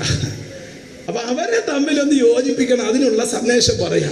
എന്നിട്ട് ആ സ്ത്രീകളെ പ്രൈസ് ചെയ്തുകൊണ്ട്, അവരെ പ്രശംസിച്ചുകൊണ്ട് പൗലോസ് പറയുകയാണ്, ആ സ്ത്രീകൾ ആരൊക്കെയാ? ലുവോദിയും സന്തുകയും. എനിക്കൊരു സ്നേഹിതനുണ്ടായിരുന്നു, ക്ലെമന്ത്, തിരുവനന്തപുരംകാരനായിരിക്കും, അവിടെ കൂടുതൽ പേര്. ക്ലെമന്ത് എന്ന് പറയുന്ന ഒരു സഹോദരൻ ഉണ്ടായിരുന്നു, അവനോടുകൂടെ അവൻ പ്രവർത്തിച്ചു. അവന്റെ പ്രത്യേകത അവന്റെ പേര് ജീവപുസ്തകത്തിലുണ്ടായിരുന്നു. അപ്പൊ ഇവിടെ ഇരിക്കുന്ന ആരുടെയൊക്കെ പേര് ജീവപുസ്തകത്തിലുണ്ടെന്ന് എന്നോട് ചോദിച്ചാൽ എൻ്റെ ദൈവമേ എനിക്ക് പറയാൻ പറ്റുമല്ലോ. പക്ഷേ ജീവപുസ്തകത്തിലുള്ളവരെ കാണുമ്പോൾ അറിയാം. എങ്ങനെ അറിയാം? അവരുടെ വാക്കും പ്രവൃത്തിയും കാണുമ്പോൾ അറിയാം. പിടികിട്ടിയോ? ദൈവമക്കളോട് മാത്രം പറയുക, ജീവപുസ്തകത്തിൽ പേരുണ്ട്. സഭയിലെ പാസ്റ്റർക്ക് പിടികിട്ടും, കൂട്ടു സഹോദരന് പിടികിട്ടും. അവൻ പിടികിട്ടുന്നില്ല. സ്തോത്രം. അടുത്തിരിക്കുന്ന ആളെ ഒന്ന് വിളിച്ചാട്ടെ, അടുത്തിരിക്കുന്ന ആളെ ഒന്ന് ഞോണ്ടി വിളിച്ചാട്ടെ. അയ്യോ, ഒന്ന് ഞോണ്ടി വിളിക്കാൻ, ഒന്ന് ഞോണ്ടി വിളിച്ചാട്ടെ. നിങ്ങളെ ഉദ്ദേശിച്ചത് പറഞ്ഞെന്നൊന്ന് പറഞ്ഞാട്ടെ. ജീവപുസ്തകത്തിൽ പേരുണ്ട്, സമൂഹത്തിന് അറിയാം, ആളുകൾക്ക് അറിയാം. റോബിൻ മോനെ ആ ഇടപാട് കാണുമ്പോൾ അറിയാം. ആമേ പാട്ട് കണ്ടാൽ അറിയുന്നതല്ല കേട്ടോ. ആമേ എൻ്റെ കൊച്ച്, ആമേ അവൻ്റെ സാക്ഷ്യം ഭയങ്കരം, അവന്റെ മമ്മിയുടെ സാക്ഷ്യം ഭയങ്കര. പോലീസുകാരന്റെ മോനവന്. ആമേ ഈ പുസ്തകം എടുക്കാൻ ഇതൊരു വലിയ സാക്ഷ്യമാ. ജീവിതത്തിൽ ജീവപുസ്തകത്തിൽ പേരെഴുതിയാൽ അറിയാം. 3 പുസ്തകമുള്ള 3 പുസ്തകം അതോടെ പറഞ്ഞ് നിർത്തിയേക്കാം. 3 പുസ്തകം. ഒന്നാമത്തെ പുസ്തകം പ്രവർത്തികളുടെ പുസ്തകം. രണ്ടാമത്തെ പുസ്തകം സ്മരണ പുസ്തകം. മൂന്നാമത്തെ പുസ്തകമാണ് ജീവപുസ്തകം. എനിക്ക് ആ ഭാഗമൊക്കെ എടുക്കാൻ ഇഷ്ടമുണ്ട്, തൽക്കാലം എടുക്കുന്നില്ല. പ്രവർത്തികളുടെ പുസ്തകം എന്നതാണെന്നറിയാമോ? ദൈവത്തെ അംഗീകരിക്കാത്ത, ദൈവത്തിന് വിരുദ്ധമായി പ്രവർത്തിച്ച, മനസാക്ഷി കൊണ്ടും ജീവിതം കൊണ്ടും ദൈവഹിതത്തിന് വിപരീതമായി പ്രവർത്തിച്ചവർ 1000 ആണ്ട് വാഴ്ചയ്ക്ക് ശേഷം വെള്ളസിംഹാസനത്തും അവരെ കൂട്ടിവരുത്തും. അവർ ചെയ്ത പ്രവർത്തികളെ കുറിച്ച് എണ്ണി ഞാൻ പറയും.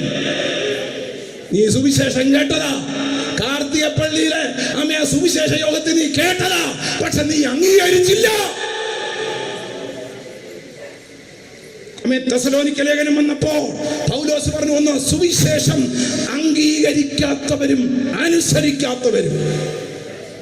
നിങ്ങളുടെയും അങ്ങനെ ജീവിക്കുന്നവരുടെ പ്രവൃത്തികൾ രേഖപ്പെടുത്തും. രണ്ടാമത് ഓർമ്മ പുസ്തകം, സ്മരണ പുസ്തകം. എന്താണെന്നറിയാമോ അതിൻ്റെ പ്രത്യേകത? എന്താണെന്നറിയാമോ? അതിൻ്റെ പ്രത്യേകത യേശുവിന് വേണ്ടി ജീവിതം കൊടുത്ത ആളുകൾ. പഞ്ചായത്ത് രജിസ്റ്റർ ഉണ്ടല്ലേ? ഉണ്ടോ? ഞാൻ തട്ടിപ്പോയ 14 ദിവസം കഴിയുമ്പോൾ അവിടെ ചെന്ന് പറയണം, നമ്മുടെ ഉദ്ദേശി ചത്തുപോയി. സ്തോത്രം. ഹല്ലേലൂയ. ജനിച്ചാൽ അവിടെ ഒരു രജിസ്റ്റർ ഉണ്ട്. ഇനിയിപ്പോൾ കേരള സംസ്ഥാനത്ത് വേറെ സംഭവമൊക്കെ വരാൻ പോവാ. നമുക്കൊരു കാർഡൂടൊക്കെ കിട്ടും. പിന്നെ എന്നാ സുഖമാ. ഹലോ, നമ്മളിനി ആ കാർഡിന് തെള്ളിയോ ലൂപ്പാട് വരാൻ പോവാ. ദൈവത്തിന് സ്തോത്രം. ആമേൻ. ദൈവം ഏത് കാർഡ് വന്നാലും നമ്മളെല്ലാം ഈ കാർഡിലെ പോകത്തുള്ളൂ.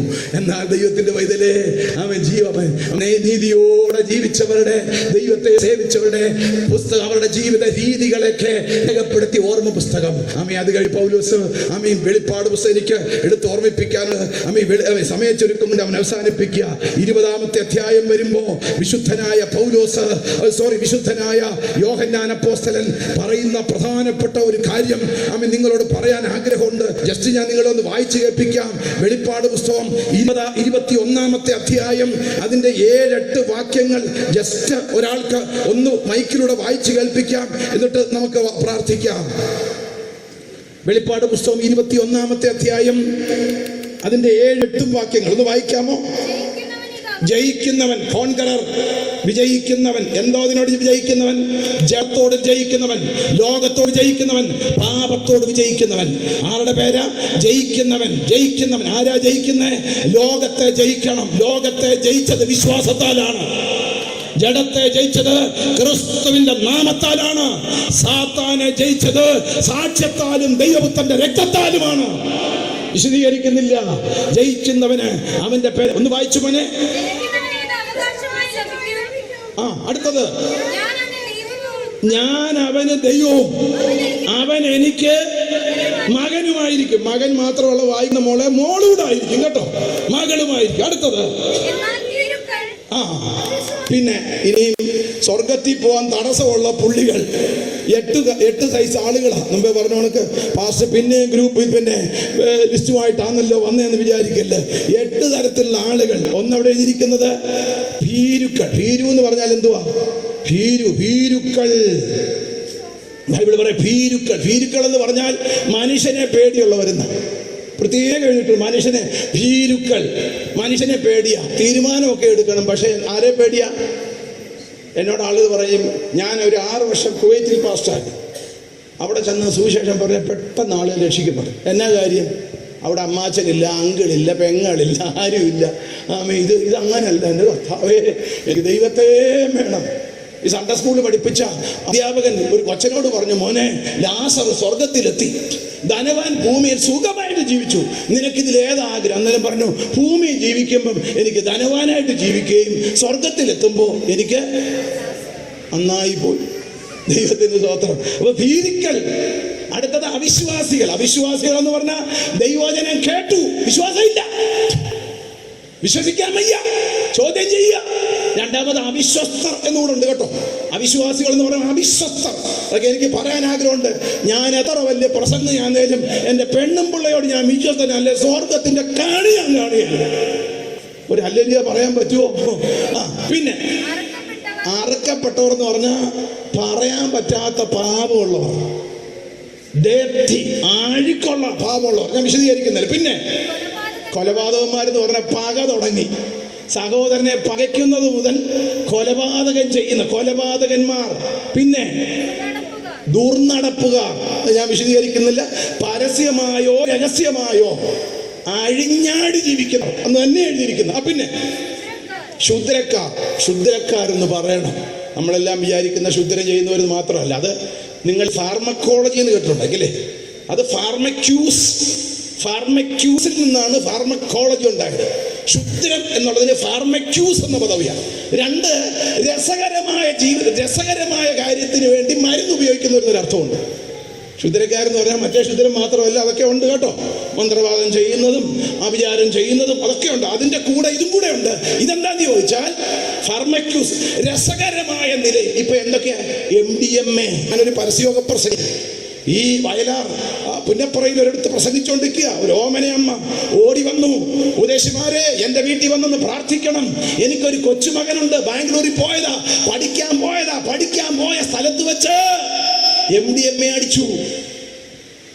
അടിച്ച് ചെറുക്കനെ ആകെപ്പാടെ പ്രയാസത്തിൽ കിടക്കുക. ഞങ്ങൾ ചെന്നപ്പം മരിക്കുന്നു. അവനെ കണ്ടാൽ സഹിക്കുകയല്ല. മുൻപല്ലുകളെല്ലാം കൊഴിഞ്ഞു. പിന്നെ ഇവിടെയും കീറിയ പാൻറ്, ഇവിടെയും കീറിയ പാൻറ്. ഈ കീറിയ പാൻറ് കൂടുതലിടുന്നവർ ഒന്ന് നോട്ട് ചെയ്തേക്കണം. പണങ്ങിയെന്ന് തോന്നുന്നു. സ്വോത്രം. ആദാം പാപം ചെയ്തപ്പോൾ നഗ്നനാന്ന് കണ്ടപ്പോൾ അവനൊരു നാണക്കേട് തോന്നി. ഇപ്പോഴത്തെ എൻ്റെ അച്ചായ ഓരോരുത്തരും ഒരു നാണക്കേടുമില്ലെന്ന്. പത്തനാപുരത്തൂടെ പോയപ്പോൾ ഒരു പെൺകൊച്ച് പെറ്റിക്കോട്ട് ഇട്ടുകൊണ്ട് പോന്നു. ഞാൻ വിചാരിച്ചു 5ാം ക്ലാസ് വല്ലോ, ഒന്നുമല്ല. പിന്നെ നോക്കിയപ്പോഴാണ് ഒരു കൊച്ചിനെയും കൂടെ പിടിച്ചോണ്ടാ ഇവള് പെറ്റിക്കോട്ട് ഇട്ടുകൊണ്ട് പോകുന്നു. എൻ്റെ പൊരുത്തപ്പനെ, കൂടുതൽ ഇത് മേപ്പോട്ട് പോകുന്നതിന് ഇപ്പം നീ വന്നേക്കണേ കർത്താവേ. എൻ്റെ ദൈവമക്കളെ, മ്ലേച്ഛത അറിയാൻ വയ്യാത്തൊരു ലോകം. ഇതെവിടെ ചെന്ന് നിൽക്കും? യാതൊരു ലക്ഷ്യബോധമില്ലാത്തൊരു സമൂഹം. പോട്ടെ, വിടുക. പിന്നെ വായിച്ചോമനെ. ബിംബാരാധികൾ എന്ന് പറഞ്ഞാൽ ദൈവത്തെക്കാൾ ഉപരി എന്തിനെ ആരാധിച്ചാലും മനുഷ്യനെ ആരാധിക്കുവാൻ ഒരേ ഒരാളേ ഉള്ളൂ. ദൈവം മാത്രം. ദൈവത്തിന്റെ ദാസനായ യോഹന്നാന് വെളിപ്പാട് കൊടുത്ത ദൂതനോട്, ദൂതന്റെ മുമ്പിൽ യോഹന്നാൻ മുട്ടുകുത്തി. ഉടനെ ദൂതൻ പറഞ്ഞു, "നെവർ, ഞങ്ങളെ ആരാധിക്കരുത്, ഞങ്ങളെ ആരാധിക്കരുത്." ആരാധന, അഡോറേഷൻ. എനിക്കത് പറയാൻ ഇഷ്ടമുണ്ട്. അഡോറേഷൻ. അഡോറേഷൻ എന്ന് പറഞ്ഞാൽ ദൈവത്തോട്, ദൈവത്തെ കുറിച്ച് പറയുന്നത് ആരാധന. കേട്ടോ? ദൈവമേ, നീ സ്നേഹവാനാണ്, ദൈവമേ നീ വിശുദ്ധനാണ്, ദൈവമേ നീ എനിക്ക് നല്ലവനാണ് പറഞ്ഞിട്ടുണ്ടോ? ആരാ പറയണ്ടേ? അനുഭവമുള്ളവൻ പറയണം, അനുഭവമുള്ളവൻ പറയണം. കഴിഞ്ഞ കാലത്തിൽ കയ്പിലൂടെ പോയപ്പോ, സങ്കടത്തിലൂടെ പോയപ്പോ, സഹോദരി, മനുഷ്യർ നിന്നെ മാറ്റി നിർത്തിയപ്പോ നീ പറഞ്ഞില്ലേ, എനിക്ക് നീ നല്ലവനാണ്. അത് ആരാധനയാണ്. യഹോവ നല്ലവനെന്ന് രുചിച്ചറിഞ്ഞവർ പറയണം. അഡോറേഷൻ. ദൈവത്തിന് സ്തോത്രം. അത് കഴിഞ്ഞേച്ച് വായിക്കുമനെ ഫോഷ്ക് പറയുന്ന അത് മാത്രം പറഞ്ഞപ്പം ഏവരും എന്ന് പറഞ്ഞു. ഫോഷ്ക് ലൈ എത്ര സൈസ് ഉണ്ട്? ഫോഷ്ക് എത്ര സൈസ് ഉണ്ട്? ഫോഷ്ക് 2 size, white lie and black lie. Hello, കറുത്ത കള്ളമുണ്ട്, വെളുത്ത കള്ളമുണ്ട്. വെളുത്ത കള്ളം എന്ന് പറഞ്ഞാൽ ലാലിച്ചാനും എനിക്ക് ഇഷ്ടമല്ല, എന്നാലും സൂചിപ്പിക്കണമല്ലോ, സൂചിപ്പിക്കണമല്ലോ. അച്ചായനെ കണ്ടപ്പോ എനിക്ക് എന്റെ ഗ്ലോറി. അത് ബ്ലാക്ക് ലൈ. അതിന് വരെ പിടിച്ചു നിൽക്കാനുള്ള കള്ളം. പിടി കിട്ടിയോ? അവനെ ദൈവം നല്ല ഒന്നാം തരം പണി കൊടുക്കും. സ്വോത്രം. അത്രേ ഞാൻ പറയുന്നുള്ളൂ. വൈറ്റ് ലൈ അതാ, ആളുകളെ സൂചിപ്പിക്കുക. ഇപ്പൊ ഞങ്ങളുടെ ചില ആളുകൾ അവിടെ ചെന്നാൽ ഇടപാട് തീരും. യേശുവിനെ പ്രസംഗിക്കാനാണ് പുള്ളിയെ വിളിച്ചതെങ്കിൽ പുള്ളി പറയും, ഞാൻ ബോംബെയിലായിരുന്നപ്പോൾ 2 ഭൂതം പോയി, ഞാൻ അമേരിക്കയിലായിരുന്നപ്പോൾ. എന്നാ പിന്നെ ഇവിടെ എന്താവുക നടക്കാത്ത?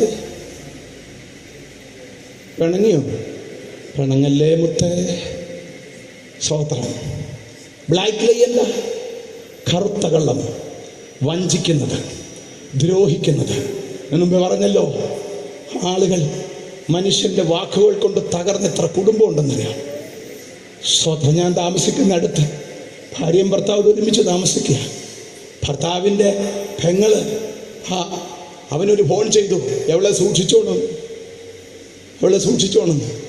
ഒരു മനുഷ്യനോട് ചോദിക്കാതെ അവൻ അവളറിയാതെ നാട്ടിൽ വന്നു. അവൻ അന്ന് മുതൽ സൂക്ഷിക്കുക. ഒടുവിലിപ്പോൾ 2 പേരും 2 വഴിക്കായി. നിങ്ങളുടെ വായിൽ നിന്ന് ഒരു മനുഷ്യനെ തകർക്കാൻ ഒരു ഫോഷ്ക് വരുന്നെങ്കിൽ ഓർത്തോ, മനുഷ്യൻ പറയുന്ന എല്ലാ നിസാര വാക്കുകൾക്കും എന്റെ ദൈവത്തിന്റെ മുമ്പിൽ കണക്ക് പറയേണ്ടി വരും. ഞാൻ എൻ്റെ വാക്ക് അവസാനിപ്പിക്കുന്നു. ജീവപുസ്തകത്തിൽ പേരെഴുതി കാണാത്ത ഏവനെയും തീപ്പൊയ്കയിൽ തള്ളിയിടും. അത് 2ാമത്തെ മരണം. തീപ്പൊയ്കയിൽ പോകാതിരിക്കാൻ ഒരേ ഒരു മാർഗം, യേശുവേ, ഞാനൊരു പാപിയാണ്, എനിക്കങ്ങേ ആവശ്യമാണ്, അവിടുന്ന് എൻ്റെ ഹൃദയത്തിലേക്ക് വരണമേ എന്ന് ഹൃദയം തുറന്ന് പ്രാർത്ഥിക്കൂ. കണ്ണുകളൊന്ന് അടച്ച് ഇന്ന് രാത്രി ആർക്കാണ് യേശുവിനെ ആവശ്യമുള്ളത്? എനിക്ക് യേശുവിന് വേണ്ടി ജീവിക്കാൻ ആഗ്രഹമുണ്ട്, എനിക്ക് യേശുവിന് വേണ്ടി ജീവിക്കാൻ ആഗ്രഹമുണ്ട്, എൻ്റെ ജീവിതത്തെ ഞാൻ സമർപ്പിക്കുന്നു, എന്നെ തന്നെ ഞാൻ സമർപ്പിക്കുന്നു എന്ന് ആഗ്രഹിക്കുന്നെങ്കിൽ ആ കൈകളൊന്ന് ഉയർത്തിപ്പിടിച്ച് ദൈവത്തോട് പറ, എനിക്ക് എൻ്റെ യേശുവിന് വേണ്ടി ജീവിക്കണം, എൻ്റെ ഹൃദയം ഞാൻ അങ്ങേക്ക് അധീനമാക്കി തരുന്നു. യേശുവേ, ഈ ഭൂമിയിൽ എൻ്റെ ജീവിതത്തിൽ അങ്ങയെ സ്നേഹിച്ച് സേവിക്കുവാൻ എനിക്ക് കൃപ തരണേ. സ്വർഗീയ പിതാവേ, ഈ ജനത്തിനായിട്ട് സ്തോത്രം. നിന്റെ ജനത്തെ അനുഗ്രഹിക്കണമേ. വചനം കേട്ട് ആരും നഷ്ടപ്പെട്ടു പോകാതെ നിത്യതയുടെ തുറമുഖത്തെത്തും വരെ ദൈവങ്ങളുടെ കരങ്ങളിൽ പിടിച്ചുകൊള്ളണമേ. നിന്റെ മഹത്വം വെളിപ്പെടുത്തണമേ. താവേ, ഈ 2 ഭവനങ്ങളെ നീ അനുഗ്രഹിക്കണമേ. ദേശത്തൊരു ദൈവ പ്രവൃത്തി ദൈവം ചെയ്യണമേ. അത്ഭുതം ചെയ്യുന്നതിനായി സ്തോത്രം. യേശുവിൻ നാമത്തിൽ നല്ല പിതാവേ, എനിക്കിങ്ങനെ അവസരം നൽകി തന്ന പ്രിയപ്പെട്ട ആചാര്യന്മാരോട്, ഇവിടെയുള്ള ദൈവദാസന്മാരുടെ ഈ സമൂഹത്തോടെ, നാട്ടുകാരുടെ ഏറ്റവും സ്നേഹത്തോടെ നന്ദി പറയുന്നു. കർത്താവ് നിങ്ങളെ എല്ലാവരെയും അനുഗ്രഹിക്കട്ടെ. നന്ദി, നമസ്കാരം. കർത്തദാസന് നന്ദി പറയുന്നു. രാത്രികാലം നമുക്ക് പ്രാർത്ഥനയ്ക്ക് അയക്കൽ തലകളെ വണക്കാം. ജോർജ് കുമ്പിലും പാസ്റ്റർ മുന്നോട്ട് കടന്നുകൊണ്ട് പ്രാർത്ഥിക്കാം. ലാലു പാസ്റ്റർ ആശീർവാദം. നമുക്ക് കണ്ണുകളെ അടയ്ക്കാം, ദൈവസന്നിധിയിൽ വെച്ച് പ്രാർത്ഥിക്കാം. ഞങ്ങളെ സ്നേഹിക്കുന്ന ഞങ്ങളുടെ ദൈവമേ, സ്വർഗീയ കർത്താവേ, ഈ നല്ല രാത്രിക്കായി ഞങ്ങൾ അങ്ങേക്ക് സ്തോത്രം ചെയ്യുന്നു. കർത്താവേ, ഞങ്ങളുടെ ദാസനിലൂടെ ഈ ദേശത്തോട്, ഇവിടെ കടന്നു വന്ന ജനത്തോട് അങ്ങയുടെ വചനത്തിൽ നിന്ന് കർത്താവ് മാറ്റമില്ലാത്ത സന്ദേശം കേൾക്കുവാൻ സ്വർഗം സഹായിച്ച ദൈവകൃപയ്ക്കായി ഞങ്ങൾ അങ്ങേക്ക് സ്തോത്രം ചെയ്യുന്നു. സുവിശേഷത്തെക്കുറിച്ച് എനിക്ക് ലജ്ജയില്ല എന്ന് കർത്താവ് പൗലോസ്ലീഹ പറയുന്നത് പോലെ കർത്താവെ, ഈ ഇരു കുടുംബങ്ങൾ കർത്താവെ ദേശത്ത് അവരറിഞ്ഞ സന്ദേശം കർത്താവെ അനേകരിലേക്ക് പകരുവാനായി കർത്താവ് സംഘടിപ്പിച്ച ഈ സുവിശേഷ മഹായോഗത്തിനായി ഞങ്ങൾ അങ്ങേക്ക് സ്തോത്രം ചെയ്യുന്നു. ഈ ആരംഭ രാത്രിയിൽ ഇവിടെ കേട്ട തിരുവചനം ഈ ദേശത്ത് കർത്താവെ ചുറ്റുവട്ടങ്ങളിൽ ചില ഹൃദയങ്ങളിൽ കർത്താവെ അത് ആത്മാർത്ഥമായി ദൈവപ്രവൃത്തിക്ക് കാരണമാക്കുകയും അവരൊക്കെ ജീവന്റെ പുസ്തകത്തിൽ പേരുള്ളവരായി തീരുവാൻ സ്വർഗത്തിലെ ദൈവം സഹായിക്കുകയും ചെയ്യേണ്ടതിനായി ഞങ്ങൾ അങ്ങയോട് ഇന്ന് രാത്രിയിൽ പ്രാർത്ഥിക്കുന്നു. ഇവിടെ കടന്നു വന്ന എല്ലാ ജനത്തിനായി ഞങ്ങൾ അങ്ങേക്ക് സ്തോത്രം ചെയ്യുന്നു. എല്ലാവരും സമാധാനത്തോടെ സന്തോഷത്തോടെ അവരുടെ ഭവനങ്ങളിലേക്ക് മടങ്ങിപ്പോകുമ്പോൾ വലിയ ദൈവ സാന്നിധ്യം എല്ലാവരുടെ മേലും പകരണമെന്ന് പ്രാർത്ഥിക്കുന്നു. ഇന്ന് രാത്രിയിൽ അങ്ങയുടെ മാറ്റമില്ലാത്ത സന്ദേശം ഈ ദേശത്ത് കടന്നു വന്ന് അറിയിച്ച കർത്തൃദാസനായി ഞങ്ങൾ പ്രാർത്ഥിക്കുന്നു. അധികമായി കർത്താവെ വീണ്ടും അങ്ങ് സഹായിക്കേണ്ടതിനായി ഞങ്ങൾ അങ്ങയോട് പ്രാർത്ഥിക്കുന്നു. യോഗം ഉദ്ഘാടനം ചെയ്ത കർത്തൃദാസനായി സ്തോത്രം, ഈ യോഗം ലീഡ് ചെയ്ത കർത്തൃദാസനായി സ്തോത്രം ചെയ്യുന്നു. എല്ലാവരെയും ഒന്നിച്ച് ദൈവകരങ്ങളിൽ സമർപ്പിച്ച് പ്രാർത്ഥിക്കുന്നു. പ്രത്യേക ഈ കുടുംബങ്ങൾക്കായി ഞങ്ങൾ സ്തോത്രം ചെയ്ത് പ്രാർത്ഥിക്കുന്നു. അങ്ങ് ഈ കുടുംബങ്ങളെ അനുഗ്രഹിക്കണമേ, ഈ ദേശത്തെ ദൈവം അനുഗ്രഹിക്കണമേ. ഈ സന്ദേശം കേട്ട എല്ലാവരെയും ദൈവം ഒരുപോലെ അനുഗ്രഹിക്കേണ്ടതിനായി ഞങ്ങൾ അങ്ങോട്ട് പ്രാർത്ഥിക്കുന്നു. അങ്ങയുടെ കരങ്ങളിലേക്ക് ഞങ്ങളെ ഒന്നിച്ച് സമർപ്പിച്ച് പ്രാർത്ഥിക്കുന്നു. അങ്ങ് പ്രാർത്ഥന കടന്നതിനായി സ്തോത്രം, യേശു ക്രിസ്തുവിന്റെ നാമത്തിൽ തന്നെ ആമേൻ. ഒരു നോട്ട് കഴിയും നമുക്ക് ആശീർവാദം പറയാനായിട്ട്. ലാൽ പാസ്റ്റർ വാസ്തവത്തോടെ നമുക്ക് പെരുക. ആടുകളുടെ വലിയ ഇടയനായ കർത്താവ് യേശുക്രിസ്തുവിന്റെ കൃപയും പിതാവായ ദൈവത്തിന്റെ സ്നേഹവും ആശ്വസിച്ച് ദിനംതോറും വഴിനടത്തുന്ന പരിശുദ്ധാത്മാവിന്റെ സംസർഗവും കൂട്ടായ്മ തിരുവചന സംസാരിച്ച കൃത്യദാസനോടും കേൾവിക്കാരോടും എല്ലാ ദൈവമക്കളോടും ദേശനിവാസികളോടും വിശുദ്ധന്മാരോടും കർത്താവിന്റെ വരവിരിക്കുമാറാകട്ടെ.